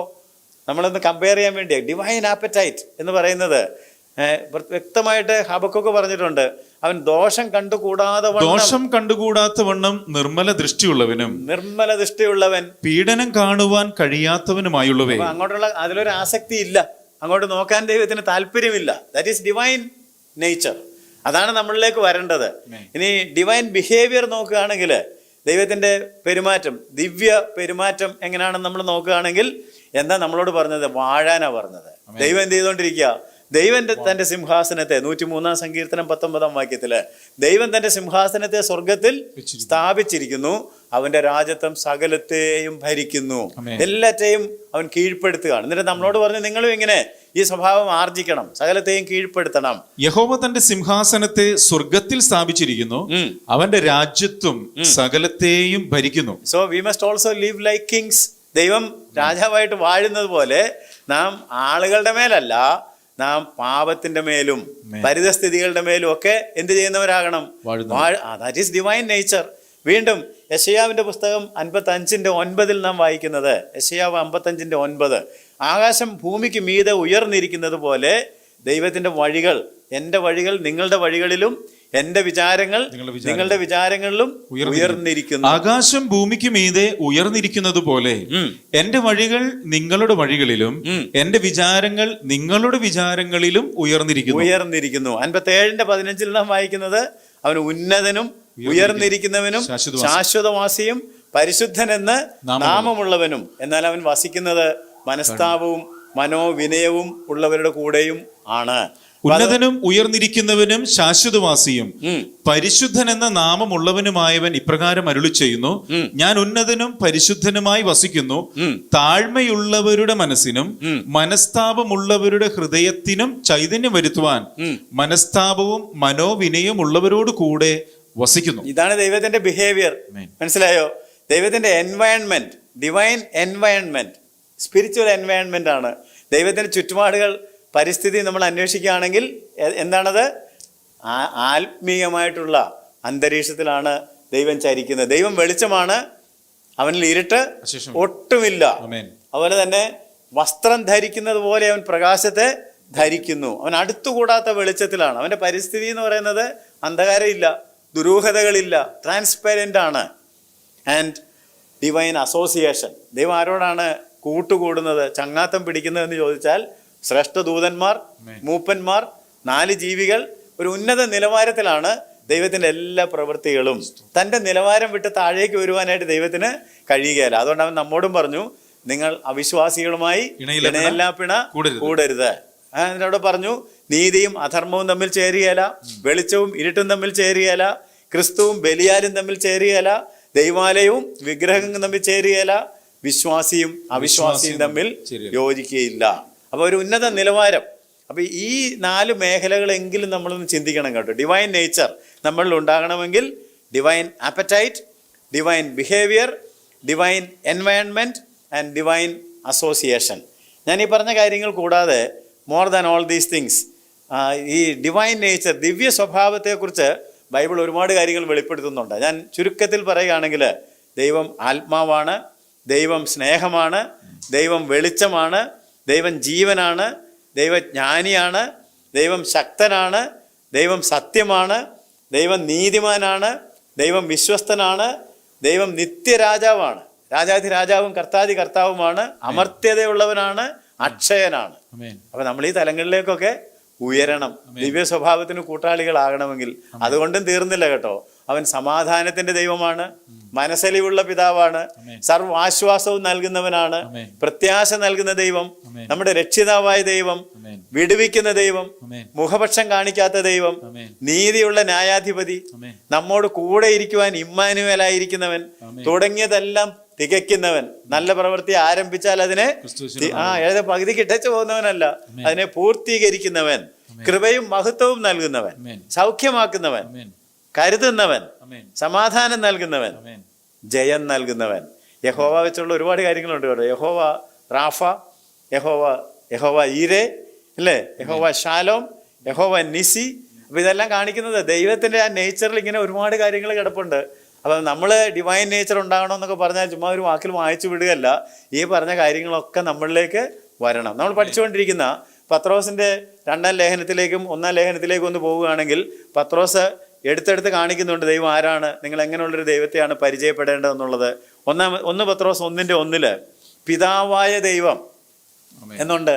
അതുകൊണ്ടാണ് സങ്കീർത്തനത്തിൽ അപ്പനും മക്കളോട് കരുണ തോന്നുന്നത് പോലെ. ഇത് നമ്മളിലേക്ക് വരണം. ഡിവൈൻ നേച്ചർ വരികയാണെങ്കിൽ പിതാവായ ദൈവം 16-ാം വാക്യത്തിൽ പറഞ്ഞു, വിശുദ്ധൻ, അവൻ വിശുദ്ധനായിരിക്കുന്നത് പോലെ ഞാൻ വിശുദ്ധനാകയാൽ നിങ്ങൾ വിശുദ്ധനായിരിക്കും. 2-ാം അധ്യായത്തിന്റെ 3-ാം വാക്യത്തിൽ പറഞ്ഞു, കർത്താവ് ദയാലു, കർത്താവ് ദയാലുവെന്ന്. 5:5 പറഞ്ഞു, ദൈവം നിഗളികളോട് എതിർത്ത് നിൽക്കുന്നവൻ, താഴ്മയുള്ളവർക്ക് കൃപ നൽകുന്നവൻ. ദൈവം നിഗളികളോട് എതിർത്ത് നിൽക്കുന്നു. 5:10 പറഞ്ഞു, സർവകൃപാലുവായ ദൈവം, സർവകൃപാലുവായ ദൈവം. ഇനി 2 പത്രോസിലേക്ക് വരികയാണെങ്കിൽ 1:3 മഹത്വവും വീര്യവും ദിവ്യശക്തിയും ഉള്ളവൻ എന്നാ പറഞ്ഞേക്കുന്നത്. തന്റെ മഹത്വത്താലും വീര്യത്താലും അവന്റെ ദിവ്യശക്തി ജീവനും ഭക്തിക്കും വേണ്ടി ഇതൊക്കെ നമുക്ക് ദാനം ചെയ്യും. അപ്പൊ മഹത്വമുള്ളവൻ, വീര്യമുള്ളവൻ, ദിവ്യശക്തി ഉള്ളവൻ, ഇതാണ് ദൈവം, ഇതാണ് ദൈവത്തിന്റെ നേച്ചർ. അപ്പൊ ഡിവൈൻ നേച്ചർ നമ്മളിൽ ഉണ്ടാകുകയാണെങ്കിൽ ഈ പറഞ്ഞ കാര്യങ്ങളൊക്കെ നമ്മളിലേക്കും വരണം. കാരണം ദൈവം നമ്മളെ എങ്ങനെ സൃഷ്ടിച്ചെന്ന് ഞാൻ പറഞ്ഞത്, ദൈവത്തിന്റെ സ്വരൂപത്തിൽ, ദൈവത്തിന്റെ സാദൃശ്യപ്രകാരം. അപ്പൊ അങ്ങനെയാണെന്നുണ്ടെങ്കിൽ ഇത് നമുക്ക് ആർജിച്ചെടുത്തേ മതിയാവുകയുള്ളൂ. അപ്പൊ അതെങ്ങനെയാണ് നമുക്ക് ആർജിക്കുവാനായിട്ട് കഴിയുന്നത് എന്നുള്ളതാണ് അടുത്ത ചോദ്യം. ഇപ്പൊ എന്താ ഡിവൈൻ നേച്ചർ എന്ന് ഏകദേശം മനസ്സിലേക്കാണ്. Next question, how to get it and how to get started. ഇതെങ്ങനെ എനിക്ക് കിട്ടും, ഞാൻ എവിടെയാണ് തുടങ്ങേണ്ടത് എന്ന് ചോദിച്ചാൽ 2 കാര്യം ചെയ്താൽ മതി. Examine the word and examine the biographies. ഈ ജീവചരിത്രത്തിൽ കുറേ ആളുകളുടെ പേര് ഞാൻ പറഞ്ഞല്ലോ, അവരൊക്കെ എങ്ങനെ ഇത് പ്രാപിച്ചതെന്നുള്ളതൊന്ന് പരിശോധിക്കുക, ദൈവവചനം പരിശോധിക്കുക. അപ്പം ആരും ദൈവ സ്വഭാവമായിട്ട് ജനിച്ചവരല്ല. കാരണം ഒരുത്തൻ പാപം ചെയ്തതുകൊണ്ട് മരണം സകല മനുഷ്യരിലും പരന്നിരിക്കുകയാണ്. അതുകൊണ്ട് ആ ദിവ്യ സ്വഭാവമൊക്കെ നഷ്ടപ്പെട്ടവരായിട്ടാണ് മനുഷ്യൻ ജനിക്കുന്നത്.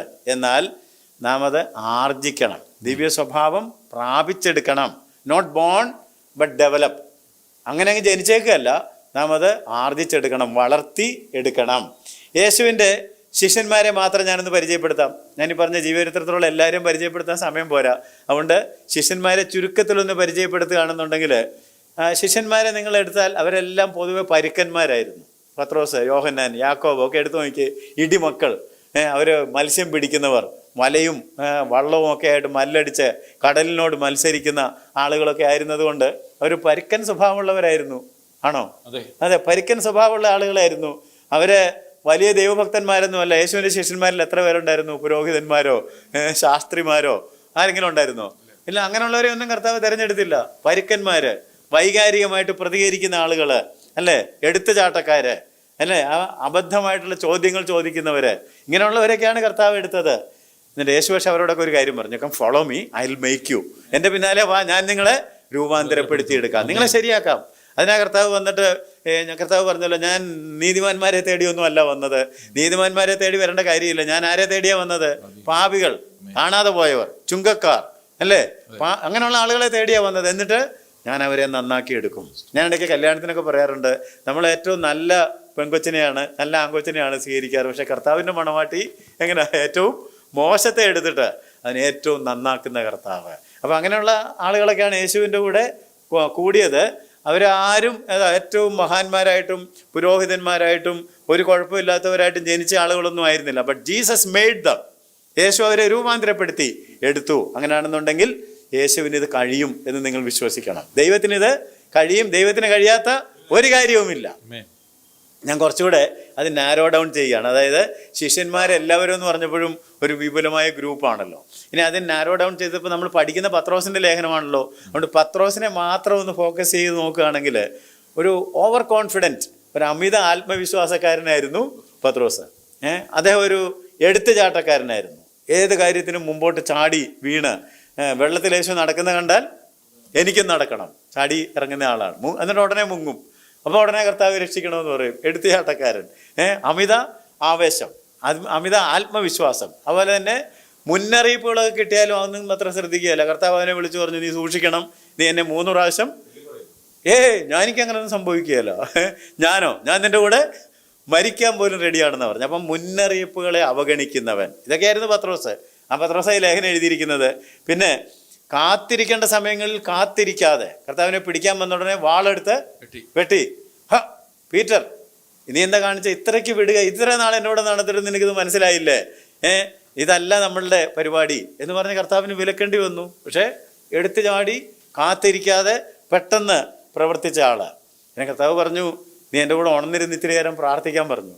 പക്ഷേ പ്രാർത്ഥിക്കേണ്ട സമയത്ത് കിടന്ന് ഉറങ്ങി. ഇനി നീ ഉറങ്ങിക്കോളാനും പറഞ്ഞു. അപ്പം പ്രാർത്ഥിക്കേണ്ടപ്പോൾ ഉറങ്ങിയവൻ, വാളടക്കി വെക്കേണ്ടപ്പം വാളെടുത്ത് വെട്ടിയവൻ, അല്ലേ, ചാടണ്ടാത്തപ്പോൾ എടുത്ത് ചാടിയവൻ, ഭയങ്കര കുഴപ്പം പിടിച്ച കാര്യങ്ങളൊക്കെയാ. അതിനെ തള്ളി പറഞ്ഞു. ഞാൻ തള്ളി പറയുകയെന്ന് പറഞ്ഞിട്ട് പറഞ്ഞത് പ്രവർത്തിച്ചില്ല. കർത്താവ് മരിച്ചുയർത്തെഴുന്നേറ്റ് കഴിഞ്ഞപ്പോൾ ഇനി ഇത് കാര്യം പഴയ പണിക്ക് പോയവൻ, അല്ലേ.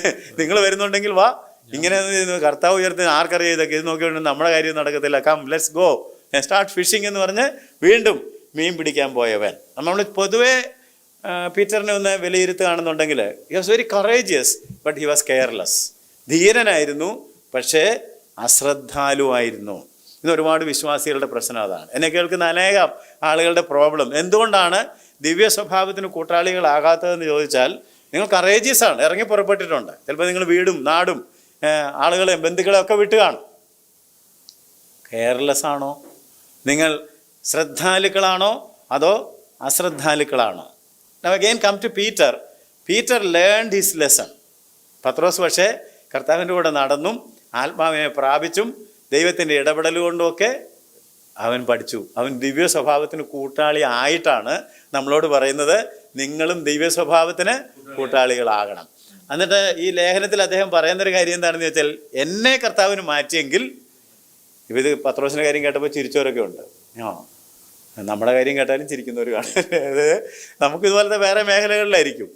പത്രോസ് എടുത്തിയാടിയെങ്കിൽ കമ്പിട്ട് കുത്തിയാലും ഇളകാത്തവരായിരിക്കും ചില ആളുകൾ, അല്ലേ? ഒരനക്കവും ഇല്ല, കരിങ്കല്ലിന് കാറ്റ് പിടിച്ച പോലെ ഇരിക്കുന്നു. അത് വേറെ കുഴപ്പമാണ്. അപ്പം ഈ കുഴപ്പമില്ലാത്തവരാരുമില്ല. പക്ഷേ പീറ്റർ പറയുന്ന കാര്യം, I have learned, I have changed. കർത്താവ് എന്നോട് പറഞ്ഞു, എൻ്റെ പിന്നാലെ വാ, ഞാൻ നിന്നെ രൂപാന്തരപ്പെടുത്താമെന്ന് പറഞ്ഞു. ഞാൻ രൂപാന്തരപ്പെട്ടു. അതുകൊണ്ട് അനുഭവത്തിൻ്റെ അടിസ്ഥാനത്തിൽ പത്രോസ് നമ്മളോട് പറയുകയാണ്, നിങ്ങളും ഇതുപോലെ രൂപാന്തരപ്പെടണം, നിങ്ങൾ ഇതുപോലെ പാഠം പഠിക്കണം. അപ്പോഴാണ് നമ്മളുടെ ചോദ്യം, എങ്ങനെയാണ് പത്രോസ് ഇതൊക്കെ നടന്നതെന്ന് ചോദിച്ചാൽ, ഇനിയാണ് നമ്മൾ വായിച്ച ഭാഗത്തേക്ക് ഞാൻ നിങ്ങളെ കൊണ്ടുവരുന്നത്. ഇതുവരെ ഞാൻ പൊതുവെ ഒരു ഇൻട്രഡക്ഷൻ പറയാമായിരുന്നെന്ന് വേണമെങ്കിൽ പറയാം.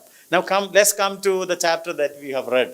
നമ്മൾ വായിച്ച അധ്യായത്തിലേക്ക് മടങ്ങി വരികയാണെങ്കിൽ, Peter is explaining how he changed and how we can change. എങ്ങനെയാണ് പത്രോസ് മാറിയതെന്നും നമുക്കെങ്ങനെ മാറാം എന്നും അദ്ദേഹം പറയുമ്പോൾ, ഞാൻ 3 കാര്യങ്ങളാണ് നിങ്ങളുടെ ശ്രദ്ധയിൽ കൊണ്ടുവരുന്നത് ദിവ്യ സ്വഭാവം ഉണ്ടാകാനായിട്ട്. ഒന്ന് ക്രിസ്തീയ ജീവിതത്തിൽ ദൈവത്തോടുള്ള ബന്ധത്തിൽ എവ്രിതിങ് ബിഗിൻസ് വിത്ത് ഫെയ്ത്ത്. എല്ലാം വിശ്വാസത്തിലാണ് തുടങ്ങുന്നത്. ഇത് കേൾക്കുമ്പോൾ തന്നെ ഇതെനിക്ക് സാധിക്കുമെന്നൊരു വിശ്വാസം ഉണ്ടാകണം. കർത്താവ് എനിക്ക് വേണ്ടി ഇത് ചെയ്യും. പത്രോസിനെ സ്നേഹിച്ച ദൈവം എന്നെ സ്നേഹിച്ച് എനിക്കിത് ചെയ്യുമെന്നൊരു വിശ്വാസം. Everything begins with faith. രണ്ടാമത്, ഈ ഫെയ്ത്ത് ഉണ്ടെന്നും പറഞ്ഞുകൊണ്ട് കയറി ഇരുന്നാൽ പോരാ, it should grow. Faith should grow. ഈ ശിഷ്യന്മാരെ നേച്ചറെടുക്കുമെന്ന് പറഞ്ഞില്ലേ, ഞങ്ങളുടെ വിശ്വാസത്തെ വർദ്ധിപ്പിച്ചു തരണം. സോ നമ്മുടെ ഫെയ്ത്ത് ഒരു കടുകുമണി പോലെ ഇരുന്നാൽ പോരാ, ഇറ്റ് ഷുഡ് ഗ്രോ. അതിൽ ജീവനുള്ളത് വളരുന്ന, ഈ വർദ്ധിപ്പിക്കണം എന്ന് പറഞ്ഞപ്പോൾ കർത്താവ് കടുകുമണിയുടെ കാര്യമാണ് പറഞ്ഞത്. ലൈഫുള്ളത്, അത് വളരുന്നതായിരിക്കണം. അത് വളരുന്നുണ്ടെങ്കിൽ തീർച്ചയായിട്ടും അതിനെന്തുണ്ടാകും? റിസൾട്ട്, ഫലമുണ്ടാകും. അപ്പം അതുകൊണ്ട് വിശ്വാസം വേണം, വിശ്വാസത്തിന് വളർച്ച വേണം, അത് ഫലം പുറപ്പെടുവിക്കണം. ആ ഫലം എന്ന് പറയുന്നതാണ് ക്രിസ്തുവിനെ അനുരൂപപ്പെടുക, ദിവ്യ സ്വഭാവം എന്ന് പറയുന്നത്. അപ്പോൾ അത് നമുക്ക് ഈ 3 കാര്യങ്ങളൊന്ന് എക്സ്പ്ലെയിൻ ചെയ്യുകയാണെങ്കിൽ, ഒന്ന് പെട്ടെന്ന് നോക്കുകയാണെങ്കിൽ, ഒന്നാമത്തെ കാര്യം എവറിതിങ് ബിഗിൻസ് വിത്ത് ഫെയ്ത്ത് എന്നാണ് ഞാൻ പറഞ്ഞത്. 1-ാം വാക്യം ഒന്ന് വായിച്ചാട്ടെ. 1-ാം വാക്യം, യേശുക്രിസ്തുവിന്റെ ദാസനും അപ്പസ്തോലനുമായ ശിമോൻ പത്രോസ്, നമ്മുടെ ദൈവത്തിന്റെയും രക്ഷിതാവായ യേശുക്രിസ്തുവിന്റെയും നീതിയാൽ ഞങ്ങൾക്ക് ലഭിച്ചതുപോലെ അതേ വിലയേറിയ വിശ്വാസം ലഭിച്ചവർ. നമ്മൾ പത്രോസിനേക്കാൾ കുറഞ്ഞ ആളുകളൊന്നുമല്ല. പത്രോസ് പറയാണ്, എനിക്ക് ലഭിച്ച അതേ വിശ്വാസമാണ് നിങ്ങൾക്ക് ലഭിച്ചിരിക്കുന്നത്. നമ്മൾ പലരും ചിന്തിക്കുന്നത്, പത്രോസൊക്കെ എത്ര ഭാഗ്യവാന്മാരായിരുന്നു, അവർക്ക് ദൈവം കൂടെ ഇരുന്ന് ഏതാണ്ടൊക്കെ കൊടുത്തു എന്നൊക്കെയാണ്. But Peter says the same faith that transformed us is with you also. അല്ലേ? ഞങ്ങൾക്ക് ലഭിച്ച അതേ അപ്പം വിശ്വാസത്തെക്കുറിച്ചുള്ള കാഴ്ചപ്പാടാണ്. Christian life starts with faith. പക്ഷെ നമ്മുടെ ആറ്റിറ്റ്യൂഡ് ടു ഫെയ്ത്ത്, പത്രോസിന് ഇതൊരു വിലയേറിയ കാര്യമാണെന്ന് തോന്നലുണ്ടായിരുന്നു. നമുക്ക് അങ്ങനെ ഒരു തോന്നലുണ്ടോ? നമുക്ക് വിശ്വാസി എന്ന് പറയുന്നത് തന്നെ വില കുറഞ്ഞൊരു കാര്യം പോലെ ഇരിക്കുന്നതെങ്കിൽ, പത്രോസ് പറയുന്നു വിലയേറിയ വിശ്വാസം. അത് തന്നെ നമുക്ക് കിട്ടിയിരിക്കുന്നത്. ഇനി നിങ്ങൾ പത്രോസിന്റെ ലേഖനം ഒന്ന് പരിശോധിക്കുകയാണെങ്കിൽ വിലയേറിയ ഒരുപാട് കാര്യങ്ങളെക്കുറിച്ച് പറയുന്നുണ്ട് കേട്ടോ. 1-ാം ലേഖനത്തിന്റെ 1-ാം വാക്യത്തിൽ, ഇപ്പം നമ്മൾ വായിച്ചത് വിലയേറിയ വിശ്വാസം. 1-ാം ലേഖനത്തിന്റെ 1:7 പറഞ്ഞു, നിങ്ങളുടെ വിശ്വാസത്തിന്റെ പരിശോധന വിലയേറിയത്. 4-ാം വാക്യത്തിൽ 2 പത്രോസ് 1:4 പറഞ്ഞു വിലയേറിയ വാഗ്ദത്തങ്ങൾ. അവൻ നമുക്കതിനാൽ, നമുക്ക് ദൈവത്തിന്റെ വാഗ്ദത്തം എന്നും പറഞ്ഞത് വലിയ വിലയൊന്നും തോന്നുന്നില്ലെങ്കിൽ പീറ്റർ പറയാണ് വിലയേറിയ വാഗ്ദത്തങ്ങൾ. ഇനി 1-ാം അധ്യായത്തിന് 1-ാം ലേഖനം 1:19 പോയാൽ വിലയേറിയ രക്തം, കുഞ്ഞാടിന്റെ രക്തം വിലയേറിയ രക്തമാണ്, അല്ലേ? ഇനി 1 പത്രോസ് 2:4-6 ശ്രേഷ്ഠവും മാന്യവുമായ കല്ല്, ജീവനുള്ള കല്ല്, വിലയേറിയ കല്ല്. ഇങ്ങനെ 2-ാം അധ്യായത്തിന്റെ 7-ാം വാക്യത്തിലാണെങ്കിൽ രക്ഷകൻ തന്നെ വിലയേറിയതാണ്. മലയാളത്തിൽ അത്രയും ക്ലിയർ അല്ല, ഇംഗ്ലീഷിൽ വായിച്ചാൽ unto you therefore which believe he is precious. Jesus is precious. അപ്പം precious faith, precious promises, precious blood, precious stone and precious savior. പത്രോസിന് കിട്ടിയ കാര്യങ്ങളൊക്കെ പത്രോസ് എങ്ങനെയാണ് കണ്ടത്? മൂല്യമുള്ളതായിട്ടാണ്. നമ്മൾ പലതിനെയും മൂല്യം കുറഞ്ഞതായിട്ട് കാണുന്നു എന്നുള്ളതാണ് ഒന്നാമത്തെ കുഴപ്പം. അപ്പോൾ അതെന്തുകൊണ്ട് അങ്ങനെ സംഭവിക്കുന്നതെന്ന് ചോദിച്ചാൽ, this faith is in A person. ഈ പീറ്റർ വിശ്വാസം അർപ്പിച്ചത് ഒരു ഉപദേശത്തിലല്ല, ഒരു സഭയിലല്ല, പിന്നെ ആരില്ല? ഒരു വ്യക്തിയിലാണ്. ആ വ്യക്തിയുടെ പേരാണ് യേശു ക്രിസ്തു. അതുകൊണ്ടാണ് 2-ാം വാക്യത്തില് 2 പത്രോസ് 1:2 നമ്മൾ എന്താ വായിക്കുന്നത്? ദൈവത്തിന്റെയും നമ്മുടെ കർത്താവായ യേശുക്രിസ്തുവിന്റെയും പരിജ്ഞാനത്തിൽ നിങ്ങൾക്ക് കൃപയും സമാധാനവും വർദ്ധിക്കുമാറാകട്ടെ. ആ വിശ്വാസം അല്ലേ? അതേ വിലയേറിയ വിശ്വാസം ലഭിച്ച നമുക്ക്, അതേ വിലയേറിയ വിശ്വാസം ലഭിച്ചവർക്ക് എഴുതുന്നത്, യേശുക്രിസ്തുവിന്റെയും നീതിയാൽ ഞങ്ങൾക്ക് ലഭിച്ചതുപോലെ അതേ വിലയേറിയ വിശ്വാസം ലഭിച്ചവർക്ക് എഴുതുന്നത് ദൈവത്തിന്റെയും നമ്മുടെ കർത്താവായ യേശുക്രിസ്തുവിന്റെയും പരിജ്ഞാനത്തിൽ.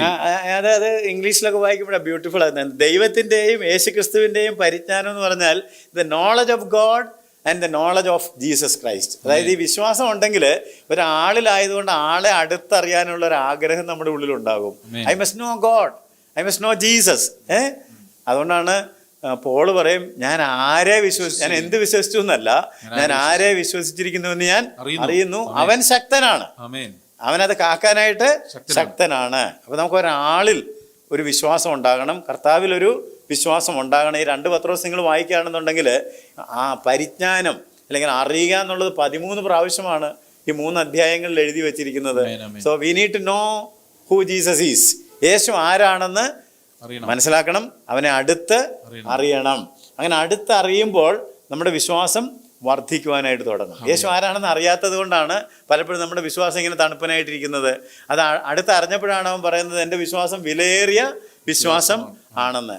മാത്രമല്ല, ഏകസത്യദൈവമായ നിന്നെയും നീ അയച്ച യേശുക്രിസ്തുവിനെയും അറിയുന്നതാണ് നിത്യജീവൻ. അവനെ കൂടുതൽ അടുത്ത് അറിയുമ്പോൾ അത് വിശുദ്ധീകരണമാകും, അറിയേണ്ടതുപോലെ അറിയുമ്പോൾ അത് തേജസ്കരണമായിട്ടും മാറും. അങ്ങനെ ദൈവത്തെ കൂടുതൽ നമ്മൾ അടുത്തറിയുമ്പോൾ അവന്റെ ദിവ്യശക്തി നാം തിരിച്ചറിയും. 3-ാം വാക്യം, ഡിവൈൻ പവർ. തന്റെ മഹത്വത്താലും വീര്യത്താലും നമ്മെ വിളിച്ചവന്റെ പരിജ്ഞാനത്താൽ അവന്റെ ദിവ്യശക്തി. അവന്റെ ദിവ്യശക്തി, അവനെ അടുത്തറിയുമ്പോൾ നമ്മൾ എന്തറിയും? അവന്റെ ദിവ്യശക്തി. ആ 3-ാം വാക്യത്തിന്റെ കൺസ്ട്രക്ഷൻ ഇത്തിരി കോംപ്ലിക്കേറ്റഡ് ആയിട്ടാണ് മലയാളത്തിൽ കിടക്കുന്നത്. ഞാൻ ഇംഗ്ലീഷിലൊന്ന് വായിച്ച് കേൾപ്പിക്കാം. According to his divine power, അവിടെ തുടങ്ങുന്നത് തന്നെ ദിവ്യശക്തിയെ കുറിച്ച് പറഞ്ഞുകൊണ്ടാണ്. According to his divine power hath given unto us all things that pertain unto life and godliness through the knowledge of him that has called us to glory and virtue. ഞാൻ എൻ്റെ ഒരു വിവർത്തനം പറയുകയാണെങ്കിൽ, നമ്മെ തൻ്റെ മഹത്വത്തിലേക്കും വീര്യത്തിലേക്കും വിളിച്ചിരിക്കുന്ന ദൈവം. നമ്മളെ എങ്ങോട്ടാണ് വിളിച്ചിരിക്കുന്നത്? തൻ്റെ മഹത്വത്തിൽ, മലയാളത്തിൽ മഹത്വത്താലും വീര്യത്താലും വിളിച്ചവെന്നാണ്. പക്ഷെ ശരിക്കും നമ്മളെ വിളിച്ചത് അവൻ്റെ മഹത്വത്തിലേക്കും വീര്യത്തിലേക്കുമാണ്. അവനെ നാം അനുഭവിച്ചറിയുന്നതിനാൽ അവൻ്റെ ദിവ്യശക്തി നമുക്ക് ജീവനും ഭക്തിക്കും വേണ്ടിയത്. ജീവനും ഭക്തി എന്ന് പറഞ്ഞാൽ നമ്മുടെ life and godliness. Life and godliness, ജീവിക്കാനും ദൈവികത, ദിവ്യത്തെ ആർജിക്കുവാനും ആവശ്യമുള്ളതൊക്കെ എവിടുന്നാണ് കിട്ടുന്നത്? ദിവ്യശക്തിയിൽ നിന്നാണ്. അപ്പൊ ദൈവത്തിന്റെ വിളി അവന്റെ മഹത്വവും വീര്യവും പ്രാപിക്കാനായിട്ടാണ്. അവനെ നാം അനുഭവിച്ചറിയണം. അപ്പോൾ അവന്റെ ദിവ്യശക്തി നമ്മളിൽ വ്യാപരിച്ചിട്ട് നമുക്ക് ജീവനും ആത്മീയതയും ഒക്കെ ഉണ്ടാകുന്നതിന് ഇടയായി തീരും. അതുകൊണ്ട് ഇതാണ് 1-ാമത്തെ കാര്യം. Everything begins from faith. വിലയേറിയ വിശ്വാസം, യേശുക്രിസ്തുവിലുള്ള വിശ്വാസം, അവനെ അടുത്തറിഞ്ഞിട്ട് അവൻ്റെ ദിവ്യശക്തിയാണ് നമ്മളെ രൂപാന്തരപ്പെടുത്തുന്നത്. നമുക്ക് തന്നെ അങ്ങ് രൂപാന്തരം വരികയല്ല, നമുക്ക് ദിവ്യശക്തി നൽകുന്ന രൂപാന്തരം. 2-ാമത്തെ സ്റ്റെപ്പ് എന്ന് പറയുന്നത് faith results in spiritual growth. വിശ്വാസം ആത്മീയ വളർച്ചയിലേക്ക് നമ്മളെ കൊണ്ടുപോകും. വിശ്വാസം നമുക്ക് ദൈവത്തോടൊരു പുതിയ ബന്ധം നൽകും. നമുക്കൊരു പുതു ജീവൻ പ്രാപിക്കുവാനും ഒരു ദിവ്യശക്തി നമ്മുടെ ജീവിതത്തിൽ അനുഭവിക്കുവാനും ഒക്കെ ഉള്ളൊരു വ്യാപാരം, ഒരു പുതുജീവൻ. വിശ്വാസം യഥാർത്ഥത്തിൽ നിങ്ങൾ ദൈവത്തോട് വെക്കുകയും യേശുവുമായിട്ടൊരു ബന്ധം വരികയും ചെയ്താൽ പുതുജനനം ഉണ്ടാകും. പുതുജന്മം ഉണ്ടാകാതെ വളരാനൊക്കെയല്ല, പുതുജന്മം ഉണ്ടാകും. ആ പുതുജന്മത്തിൽ വളർച്ച ഉണ്ടാകും. വളർച്ച നമ്മളെ രൂപാന്തരത്തിലേക്ക് നയിക്കും. അപ്പോൾ ദൈവമക്കൾക്ക് ദൈവകൃപയുടെ വ്യാപാരത്താൽ ഈ എനിക്ക് ദിവ്യ സ്വഭാവം കിട്ടണമെന്നുള്ള ഒരു ഉത്സാഹം എൻ്റെ മനസ്സിലേക്ക് വരണം. 5-ാം വാക്യം അത് നിമിത്തം തന്നെ നിങ്ങൾ സകല ഉത്സാഹവും കഴിച്ച്. അപ്പൊ അവിടെ ഒരു ക്ലൂ കിടപ്പുണ്ട്. ഈ പലരും ദിവ്യ സ്വഭാവം പ്രാപിക്കാത്തത് മടിയന്മാരായതുകൊണ്ടാണ്. കാരണം ഇങ്ങനെ വന്ന് സഭയിൽ ഇരുന്ന് കൊടുക്കുക, രക്ഷിക്കപ്പെട്ടു സ്നാനപ്പെട്ടു, ഇനി പ്രത്യേകിച്ചൊന്നും ചെയ്യാനില്ല എന്ന് ധരിക്കുന്നത് കൊണ്ട് നിങ്ങൾക്ക് എന്തുണ്ടാവുന്നില്ല? ദിവ്യ സ്വഭാവം ഉണ്ടാകുന്നില്ല, രൂപാന്തരം ഉണ്ടാകുന്നില്ല, മടിയന്മാരായതുകൊണ്ട്. ഇവിടെ എന്താ പറഞ്ഞത്? സകല ഉത്സാഹവും, വിത്ത് ഓൾ ഡിലിജൻസ്. അപ്പൊ പീറ്ററൊക്കെ സകല ഉത്സാഹവും കഴിച്ചിട്ടാണ്. അപ്പൊ ഇവിടെ ഗ്രഹിക്കേണ്ട ഒരു കാര്യം, ആത്മീയ വളർച്ച യാന്ത്രികമായിട്ട് വരുന്നതല്ല. Spiritual growth is not automatic. പലരും ധരിക്കുന്ന അങ്ങനെ, ഇങ്ങനെ വന്നിരുന്നാൽ, വന്ന് കേട്ടാൽ, യൂട്യൂബിൽ കയറിയാൽ ഒക്കെ ഓട്ടോമാറ്റിക്കായിട്ട് ഉണ്ടാകുന്നൊരു സാധനമാണോ ആത്മീയ വളർച്ച എന്ന് പറയുന്നത്? അല്ല. 3 കാര്യങ്ങളെങ്കിലും ചെയ്യണം. 1, കോഓപ്പറേറ്റ് വിത്ത് ഗോഡ്, ദൈവത്തോട് സഹകരിക്കണം. 2, ഉത്സാഹം വേണം, ഡിലിജൻസ്.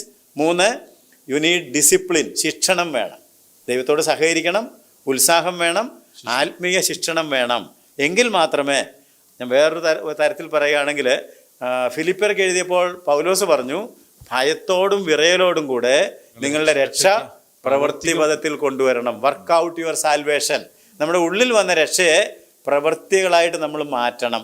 അങ്ങനെ പ്രവൃത്തിയായിട്ട് മാറ്റുമ്പോൾ ഈ പത്രോസിൻ്റെ ലേഖനത്തിലേക്ക് തന്നെ വരികയാണെങ്കിൽ ഒരു 7 പടി, ദിവ്യ സ്വഭാവത്തിൻ്റെ 7 പടികൾ അവിടെ പറയുന്നുണ്ട്. വിശ്വാസത്തിലാണ് തുടങ്ങിയത്.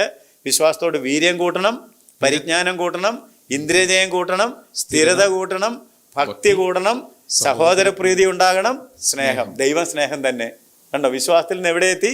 സ്നേഹത്തിലെത്തി. ദൈവത്തിൻ്റെ ആ സ്വഭാവത്തിലേക്ക് എത്തുകയാണ്. അതെല്ലാം നമുക്ക് എക്സ്പ്ലെയിൻ ചെയ്ത് ഈ വർഷം പഠിക്കേണ്ടി വരും. ഞാൻ ഓടിച്ച് പറഞ്ഞു വിടുകയാണെങ്കിൽ, വിശ്വാസത്തിലാണ് തുടങ്ങിയത്. അവിടെ വീര്യം എന്ന് പറഞ്ഞിരിക്കുന്നത് സൽപ്രവൃത്തികളെ ഉദ്ദേശിച്ചാണ്. പരിജ്ഞാനം എന്ന് പറയുന്നത് ദൈവത്തെ അനുഭവിച്ചറിയുന്നതിനെ കുറിച്ചാണ്. ഇന്ദ്രിയജയം എന്ന് പറയുന്നത് ആത്മനിയന്ത്രണമാണ്. സ്ഥിരത എന്ന് പറയുന്നത് ഉറപ്പിനെയും ധൈര്യത്തെയുമാണ് കാണിക്കുന്നത്. ഭക്തി എന്ന് പറയുന്നത് ദൈവികത, എന്നിൽ കൂടുതൽ ദൈവികത ഉണ്ടാകുന്നതിനെ കുറിച്ചാണ്. സഹോദരപ്രീതി എന്ന് പറഞ്ഞാൽ ദയയും മനസ്സലിവും ക്ഷമയും ഒക്കെ ഉണ്ടാകുന്നതിനെ കുറിച്ചാണ്. സ്നേഹം എന്ന് പറഞ്ഞിരിക്കുന്നത് അഗാപ്പേ ലവ്, ദൈവത്തിൻ്റെ അതേ സ്നേഹം. അപ്പം അതുകൊണ്ട് ജീവനിൽ നിന്നാണ് വളർച്ച ഉണ്ടാകുന്നത്. ക്രിസ്തുവുമായിട്ടുള്ള ഉറ്റ ബന്ധമാണ് നമ്മെ വളർച്ചയിലേക്കും രൂപാന്തരത്തിലേക്കും ദിവ്യ സ്വഭാവത്തിലേക്കും നയിക്കുന്നത്. ഇനി പറയാൻ പോകുന്ന കാര്യം ശ്രദ്ധിക്കണം. ആത്മീയ വളർച്ച എന്ന് പറയുന്നത് ദൈവത്തിൻ്റെ പ്രവൃത്തിയല്ല. ചിലപ്പോൾ നിങ്ങൾക്ക് സംശയം വരും. ആത്മീയ വളർച്ച എന്ന് പറയുന്നത് ദൈവത്തിൻ്റെ പ്രവൃത്തിയല്ല, നമ്മുടെ ഉത്തരവാദിത്തമാണ്. ദൈവം, നമ്മൾ വായിച്ച വാക്യത്തിൽ എന്താ പറഞ്ഞത്? ജീവനും ഭക്തിക്കും വേണ്ടിയതെല്ലാം നമുക്ക് നൽകി തന്നിരിക്കുന്നു, ദാനം ചെയ്തിരിക്കുന്നു. അതെടുത്ത് ഉപയോഗിക്കാനായിട്ട് നമ്മൾ ചിലപ്പോൾ പിള്ളേരുടെ കാര്യമൊക്കെ കഴിക്കുന്നില്ല എന്നൊക്കെ പറയാം. എല്ലാം ഉണ്ടാക്കി വെച്ചിട്ടുണ്ട്. ഇനി അല്ലേ, എനിക്ക് I can take the horse to the river but I cannot make it drink.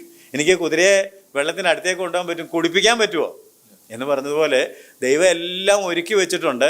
ഇനി അതെടുത്ത് ആസ്വദിച്ച് നിങ്ങളുടേതാക്കേണ്ട ഉത്തരവാദിത്തം എൻ്റെയും നിങ്ങളുടേതുമാണ്. അതുകൊണ്ട് ദൈവം ആത്മീയ വളർച്ച ഇങ്ങനെ തലയെ കോരി ഒഴിക്കുകയല്ല ചെയ്യുന്നത്. അതിനുള്ള കാര്യങ്ങളെല്ലാം ഒരുക്കി വെച്ചിരിക്കുന്നു. ഉത്തരവാദിത്തം ആരുടെയാണ്? എൻ്റെയും നിങ്ങളുടെയുമാണ്. Spiritual responsibility and spiritual growth is our responsibility.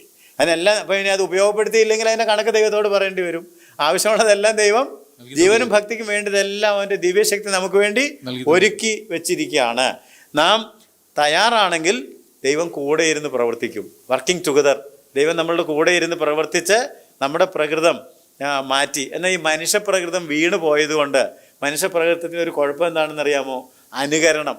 യഥാർത്ഥത്തിൽ ഒന്നും നമ്മുടെ ഉള്ളിൽ വരാതെ തന്നെ ഇതിനെയൊക്കെ അനുകരിക്കാനുള്ള ഒരു പ്രവണത നമ്മുടെ ഉള്ളിൽ ഇങ്ങനെ വ്യാപരിച്ചു കൊണ്ടിരിക്കും. അതുകൊണ്ട് ഞാൻ നിങ്ങളെ ഓർമ്മപ്പെടുത്തുന്നത്, ഉത്സാഹികളായിരിക്കണം, രക്ഷ പ്രവൃത്തിപഥത്തിൽ കൊണ്ടുവരണം. ദിവ്യ സ്വഭാവം 7 പടികളുള്ളതാണ്. ആ 7 പടികൾ കയറണം. അതിന് ദൈവത്തോട് ചേർന്ന് പ്രവർത്തിക്കണം. അനുകരണം വേണ്ട. വിശ്വാസികളുടെ വലിയൊരു കുഴപ്പം അനുകരണമാണ്. ആരെങ്കിലും ഇഷ്ടപ്പെട്ട ഒരുത്തനെ എന്ത് ചെയ്ത് കളയും? അനുകരിച്ച് കളയും. അനുകരിക്കുകയല്ല, ദൈവം നിങ്ങളെ, അതുകൊണ്ടാണ് നിങ്ങളുടെ വിളിയും തെരഞ്ഞെടുപ്പും ഉറപ്പാക്കാനൊക്കെ പറഞ്ഞത്. എന്തിനു വിളിച്ചു, എന്ത് കൃപ തന്നു, അത് ദൈവത്തോട് ബന്ധപ്പെട്ടിരുന്നാണ് വളർത്തി എടുക്കേണ്ടത്. ആൻഡ് ദ ഫൈനൽ പോയിന്റ് എന്താണെന്ന് ചോദിച്ചാൽ, spiritual growth brings practical results. മൂന്നാമത്തെ കാര്യം, ആത്മീയ വളർച്ച ഉണ്ടാകുന്നുണ്ടെങ്കിൽ അത് പ്രായോഗിക ഫലങ്ങളാലാണ് ആളുകൾ അറിയാനായിട്ട് പോകുന്നത്. മനസ്സിലായോ? ആത്മീയ വളർച്ച ദിവ്യ സ്വഭാവത്തിലേക്ക് എന്നെ എത്തിക്കുന്നു എന്നുള്ളതിന് തെളിവുണ്ട്. ഉണ്ടോ ഇല്ലയോ എന്ന് അറിയാനായിട്ട് 3 തെളിവുകൾ. ഒന്ന് ഫലപ്രാപ്തിയാണ്, 8-ാം വാക്യം. ഒന്ന് ഫ്രൂട്ട്ഫുൾനെസ്, 8-ാം വാക്യത്തിൽ. ഇവ നിങ്ങൾക്കുണ്ടായി വർദ്ധിക്കുന്നുവെങ്കിൽ നിങ്ങൾ നമ്മുടെ കർത്താവായ യേശുക്രിസ്തുവിന്റെ പരിജ്ഞാനം സംബന്ധിച്ച് ഉത്സാഹമില്ലാത്തവരും നിഷ്ഫലന്മാരുമായിരിക്കില്ല. നിഷ്ഫലന്മാരായിരിക്കില്ല എന്ന് പറഞ്ഞാൽ ഫലം ഉണ്ടാകുമെന്ന് അർത്ഥം. എന്റെ ഈ ഫ്രൂട്ട്ഫുൾനെസ് എന്ന് പറഞ്ഞാൽ ക്രിസ്തുവിനെ പോലെ ദിവ്യ സ്വഭാവം ഉള്ളവരാകുന്നതാണ് ഫ്രൂട്ട് എന്ന് പറയുന്നത്. നമ്മളിൽ നിന്ന് വരുന്ന ഫലം എന്ന് പറയുന്നത് ഞാൻ ക്രിസ്തുവിനെ പോലെ ആകുന്നതാണ്. നമ്മുടെ ആത്മനിറവും നമ്മുടെ വചന നിറവും ഒക്കെ നമ്മളിൽ പ്രവർത്തിച്ചിട്ട് ഇത് നിങ്ങളിൽ ഉണ്ടായി വർദ്ധിക്കും. നമ്മുടെ ശുശ്രൂഷയിലും ആത്മീയ ജീവിതത്തിലും വളർച്ച ആളുകൾക്ക് കാണാനായിട്ട് കഴിയും. നമ്മുടെ നൈസർഗിക കഴിവുകളല്ല, സ്വതസിദ്ധമായിട്ട് ജനിച്ചപ്പോഴേ കിട്ടിയ. ചിലവരെ ജനിച്ചപ്പോഴേ പാട്ടുകാരനായിരുന്നു, ജനിച്ചപ്പോഴേ പ്രസംഗിക്കുന്നവനായിരുന്നു, അതിനെക്കുറിച്ചല്ല. ഇതൊന്നും ഇല്ലാത്ത ആളുകളെ ദൈവം ഉപയോഗിക്കുന്നുണ്ട്. ഒരു പ്രതിഭയും ഇല്ലാത്ത ആളുകളെ ദൈവം ഉപയോഗിക്കുന്നില്ലേ? ഇഷ്ടം പോലെ ഉപയോഗിക്കുന്നുണ്ട്. എന്തുകൊണ്ടാണ്? അവർ ദൈവത്തോട് സഹകരിച്ചു, ക്രിസ്താനുരൂപികളായി ദിവ്യ സ്വഭാവം ആർജിച്ചെടുക്കുന്നതിനായിട്ട് ഉത്സാഹിച്ചു. 9-ാം വാക്യത്തിൽ രണ്ടാമത്തെ എവിഡൻസ് പറയുന്നുണ്ട്. രണ്ടാമത്തെ എവിഡൻസ്, അവയില്ലാത്തവനോ കുരുടനത്രേ. അതിൻ്റെ അർത്ഥം ദർശനം, ഫ്രൂട്ട്ഫുൾനെസ്. രണ്ടാമത്തെ വിഷൻ. കുരുടന്മാരല്ല, വി ഹാവ് വിഷൻ, നമുക്ക് ദർശനമുണ്ട്. ആ വാക്യം മുഴുവൻ വായിക്കുകയാണെങ്കിൽ, അവയില്ലാത്തവനോ കുരുടനത്രേ, അവൻ ഹ്രസ്വദൃഷ്ടിയുള്ളവനും തന്റെ മുമ്പിലത്തെ പാപങ്ങളുടെ ശുദ്ധീകരണം. എന്തേ ഹ്രസ്വദൃഷ്ടി? കുരുടൻ ഹ്രസ്വദൃഷ്ടി. ഒന്നാമത്തെ കണ്ണ് കാണാൻ പാടില്ല. കാണാമെങ്കിൽ തന്നെ ഈ അടുത്തുള്ളതേ കാണാനൊക്കെ ഉള്ളൂ, ദൂരോട്ട് കാണാൻ പറ്റുകയല്ലെന്ന്. എന്ന് പറഞ്ഞാൽ നിത്യതയുടെ ദർശനം ഇല്ല. പിന്നെ എന്തിൻ്റെ ദർശനമുള്ളത്? ഈ ലോകത്തിലെ കാര്യങ്ങളുടെ ദർശനം മാത്രമേ ഉള്ളൂ. അതാണ് ഹ്രസ്വദൃഷ്ടി. അപ്പം നമുക്ക് ഈ കാഴ്ചശക്തിയും ആഹാരവും തമ്മിൽ ബന്ധമുണ്ട്. പലരുടെയും കാഴ്ചശക്തി പോകുന്നത് വേണ്ട പോഷകങ്ങൾ കഴിക്കാത്തത് കൊണ്ടാണ്. അപ്പം എന്ത് കഴിക്കണം? വചനം. വചനത്തിനകത്ത് പാലുണ്ട്, അതിനകത്ത് കട്ടിയായ ആഹാരമുണ്ട്. അതെല്ലാം കഴിച്ചാണ് നമ്മൾ വരുന്നതെങ്കിൽ നമ്മുടെ ദർശനം. എന്നാൽ നമ്മളെ കുരുടാക്കാൻ വേണ്ടി പിശാച് ശ്രമിക്കുന്നുണ്ട്, മനസ്സിനെ കുരുടാക്കാൻ, ഇതൊന്നും ഫലവത്താകാതിരിക്കാൻ. അതിനെ അതിജീവിക്കുന്ന വചനത്തിൻ്റെ ശക്തി, ആത്മാവിൻ്റെ ശക്തി നമ്മൾ വ്യാപരിക്കുമ്പോൾ we will have vision, fruitfulness and vision. മൂന്നാമത്, വി ഹാവ് സെക്യൂരിറ്റി, നമുക്ക് സുരക്ഷിതത്വമുണ്ട്. അതാണ് 10ഉം 11ഉം വാക്യത്തിൽ പറഞ്ഞത്. അതുകൊണ്ട് സഹോദരന്മാരെ, നിങ്ങളുടെ വിളിയും തിരഞ്ഞെടുപ്പും ഉറപ്പാക്കുവാൻ അധികം ശ്രമിപ്പിൻ. ഇങ്ങനെ ചെയ്താൽ നിങ്ങൾ ഒരു നാളും ഇടറിപ്പോകാതെ. നിങ്ങൾക്ക് ഫലപ്രാപ്തിയുണ്ട്, ദർശനവുമുണ്ടെങ്കിൽ ഒരു നാളും ഇടറിപ്പോകാതെ നമ്മുടെ കർത്താവും രക്ഷിതാവുമായ യേശുക്രിസ്തുവിന്റെ നിത്യരാജ്യത്തിലേക്കുള്ള പ്രവേശനം ധാരാളമായി പ്രാപിക്കും. അതായത് കണ്ടെങ്കിലേ കയറാൻ പറ്റുള്ളൂ. കർത്താവ് പറഞ്ഞില്ലേ, ദൈവരാജ്യം കാണാൻ കഴിയുകയില്ല, കടക്കാൻ കഴിയുകയില്ല. യോഹന്നാൻ 3 കണ്ടെങ്കിലേ കടക്കാൻ കഴിയുള്ളൂ. ആദ്യം കാണണം, അതിന് ദർശനം വേണം, എന്നിട്ട് പിന്നെ കടക്കാനായിട്ട് കഴിയത്തുള്ളൂ. അപ്പം ഈ 3 കാര്യങ്ങളാണ് നമ്മൾ ഓർത്തിരിക്കേണ്ടത്. നമുക്ക് യഥാർത്ഥത്തിൽ മാറ്റം വരുന്നുണ്ടെങ്കിൽ ഫലമുണ്ടാകും, ദർശനമുണ്ടാകും, നമുക്കൊരു സുരക്ഷിത ബോധം ഉണ്ടാകും, ഞാൻ എങ്ങോട്ടാണ് പോകുന്നു എന്നുള്ളതിനെക്കുറിച്ച്. അതുകൊണ്ട് വിളിയും തിരഞ്ഞെടുപ്പ് ഉറപ്പാക്കണം, സകല ഉത്സാഹവും കഴിക്കണം, പ്രവർത്തിക്കുന്ന കാര്യത്തിൽ ദൈവത്തോടൊത്ത് സഹകരിച്ച് വേണം പോകാനായിട്ട്. ദൈവവും നമ്മളും തമ്മിൽ ഒരുമിച്ചൊരു പ്രവർത്തനം വേണം. അങ്ങനെ ഉണ്ടായാൽ 11-ാം വാക്യത്തിൽ പറഞ്ഞു, ഒരു നാളും ഇടറിപ്പോവുകയില്ല. മാത്രമല്ല, നാം ദൈവരാജ്യത്തിലേക്ക് ധാരാളമായിട്ടുള്ള പ്രവേശനം പ്രാപിക്കും. ഞാൻ ഈ മെസ്സേജ് അവസാനിക്കുമ്പോൾ ഒരു കാര്യം ഓർമ്മപ്പെടുത്തട്ടെ. അതായത് ഈ പത്രോസിന്റെ ലേഖനം എന്ന് പറഞ്ഞാൽ ഉടനെ നമ്മുടെ മനസ്സിലേക്ക് വരുന്നൊരു ചിന്ത, 2-ാം ലേഖനം എന്ന് പറയുമ്പോൾ ദുരുപദേശങ്ങൾക്കെതിരെയുള്ള ഒരു ആഞ്ഞടിക്കലാണ് ആ ലേഖനം എന്നുള്ളത് ആ ലേഖനം പഠിച്ചിട്ടുള്ളവർക്ക് അറിയാം. എന്നാൽ ദുരുപദേശങ്ങളും വ്യാജമായിട്ടുള്ള വ്യാപാരങ്ങളും പ്രതികൂല കാറ്റുകളും ഒക്കെ നമ്മുടെ ചുറ്റും ആഞ്ഞടിക്കുമ്പോൾ ദൈവം സംവത്സരത്തെ തൻ്റെ നന്മ കൊണ്ട് അലങ്കരിച്ചിട്ട് അവൻ്റെ പാതകൾ പുഷ്ടി പൊഴിക്കുമ്പോൾ നാം അവനോട് ചേർന്ന് രൂപാന്തരപ്പെട്ടെങ്കിൽ മാത്രമേ ഈ തെറ്റായ ഉപദേശങ്ങളുടെയും പൈശാചിക വ്യാപാരങ്ങളുടെയും ഒക്കെ മുകളിൽ കയറി ആദ്യം ഞാൻ പറഞ്ഞതുപോലെ പ്രത്യാശയുള്ളവരായി, അവനിൽ ഈ പ്രത്യാശയുള്ളവൻ അവൻ നിർമ്മലനായിരിക്കുന്നത് പോലെ തന്നെ നിർമ്മലീകരിച്ച് അവൻ്റെ ആ സ്വരൂപത്തോട് രൂപാന്തരപ്പെട്ടുകൊണ്ടിരിക്കാൻ കഴിയുകയുള്ളൂ. അതുകൊണ്ട് ഈ വർഷം ഞാൻ നിങ്ങളെ ഓർമ്മപ്പെടുത്തുന്നത്, നാം ദിവ്യ സ്വഭാവത്തിന് കൂട്ടാളികളാകണം, അവൻ്റെ സ്വരൂപത്തോട് നാം അനുരൂപരാകണം. അതിന് ഈ പുതുവത്സരത്തിൽ ദൈവം നമ്മളെല്ലാവരെയും പ്രാപ്തരാക്കട്ടെ എന്ന് ഞാൻ പ്രാർത്ഥിക്കുകയാണ്. ഞാൻ പറഞ്ഞല്ലോ, ഇത് അലസന്മാർക്കുള്ളതല്ല, സകല ഉത്സാഹവും കഴിച്ച് വിശ്വാസം വളർന്ന് സ്നേഹമായിട്ട് മാറുമ്പോഴാണ് നമുക്ക് ദിവ്യ സ്വഭാവം നമ്മളിൽ വരുന്നുണ്ട്, ഫലപ്രാപ്തിയുണ്ട്, ദർശനമുണ്ട്, സുരക്ഷിതത്വമുണ്ട്. അങ്ങനെ നടന്ന് നമുക്ക് നിത്യതയിലേക്ക് കടക്കുവാൻ കർത്താവിൻ്റെ കൂടെ, ഇങ്ങനെ നാം എപ്പോഴും കർത്താവിൻ്റെ കൂടെ ആയിരിക്കും. ഈ അനുഭവത്തിലേക്ക് ഈ ദിവസങ്ങളിൽ നടന്നെടുക്കുവാൻ ഈ പുതുവത്സരം നമ്മളെ സഹായിക്കട്ടെ. കൂടുതൽ ഉത്സാഹികളായിട്ട് മുന്നോട്ട് പോകാൻ ദൈവം എല്ലാവർക്കും ധാരാളമായിട്ടുള്ള കൃപ നൽകട്ടെ എന്ന് ഞാൻ ആശംസിക്കുന്നു. ഒരിക്കൽ കൂടി എല്ലാവർക്കും അനുഗ്രഹകരമായിട്ടുള്ള ആത്മീയ വർധനയുള്ള ഒരു 2022 ആശംസിക്കുന്നു. ഒരു നിമിഷം പ്രാർത്ഥിക്കാം. കർത്താവേ, ഞങ്ങൾ വീണ്ടും നിരസനിലേക്ക് അടുത്ത് വന്ന് ഞങ്ങളെ തന്നെ താഴ്ത്തുന്നു. ഞങ്ങൾക്ക് തന്ന സന്ദേശത്തിനായി കൂട്ടായ്മയ്ക്കായിട്ട് നന്ദിയോടെ സ്തോത്രം പറയുന്നു. ഞങ്ങളുടെ മുമ്പിൽ കർത്താവെ സമ്പൽ സമൃദ്ധമായിട്ടുള്ള കർത്താവെ ഇതിൻ്റെ നന്മകൾ കൊണ്ട് അലങ്കരിക്കപ്പെട്ട ഒരു വർഷം വെച്ചിരിക്കുന്നവർക്ക് നന്ദിയോടെ സ്തോത്രം. ഈ വർഷത്തിലുള്ള എല്ലാ അവസരങ്ങളും ഉപയോഗിച്ച് കർത്താവ് നിൻ്റെ സ്വഭാവത്തോട് അനുരൂപപ്പെടുവാൻ, ദിവ്യ സ്വഭാവത്തിന് കൂട്ടാളികളായി തീരുവാൻ ഞങ്ങളെല്ലാവരെയും അവിടുന്ന് പ്രാപ്തരാക്കണമെന്ന് പ്രാർത്ഥിക്കുന്നു. മഹത്വം കർത്താവിന് നൽകുന്നു. യേശുവിൻ്റെ നാമത്തിൽ ഞങ്ങളുടെ പ്രാർത്ഥന കേൾക്കണമേ. ആമേൻ.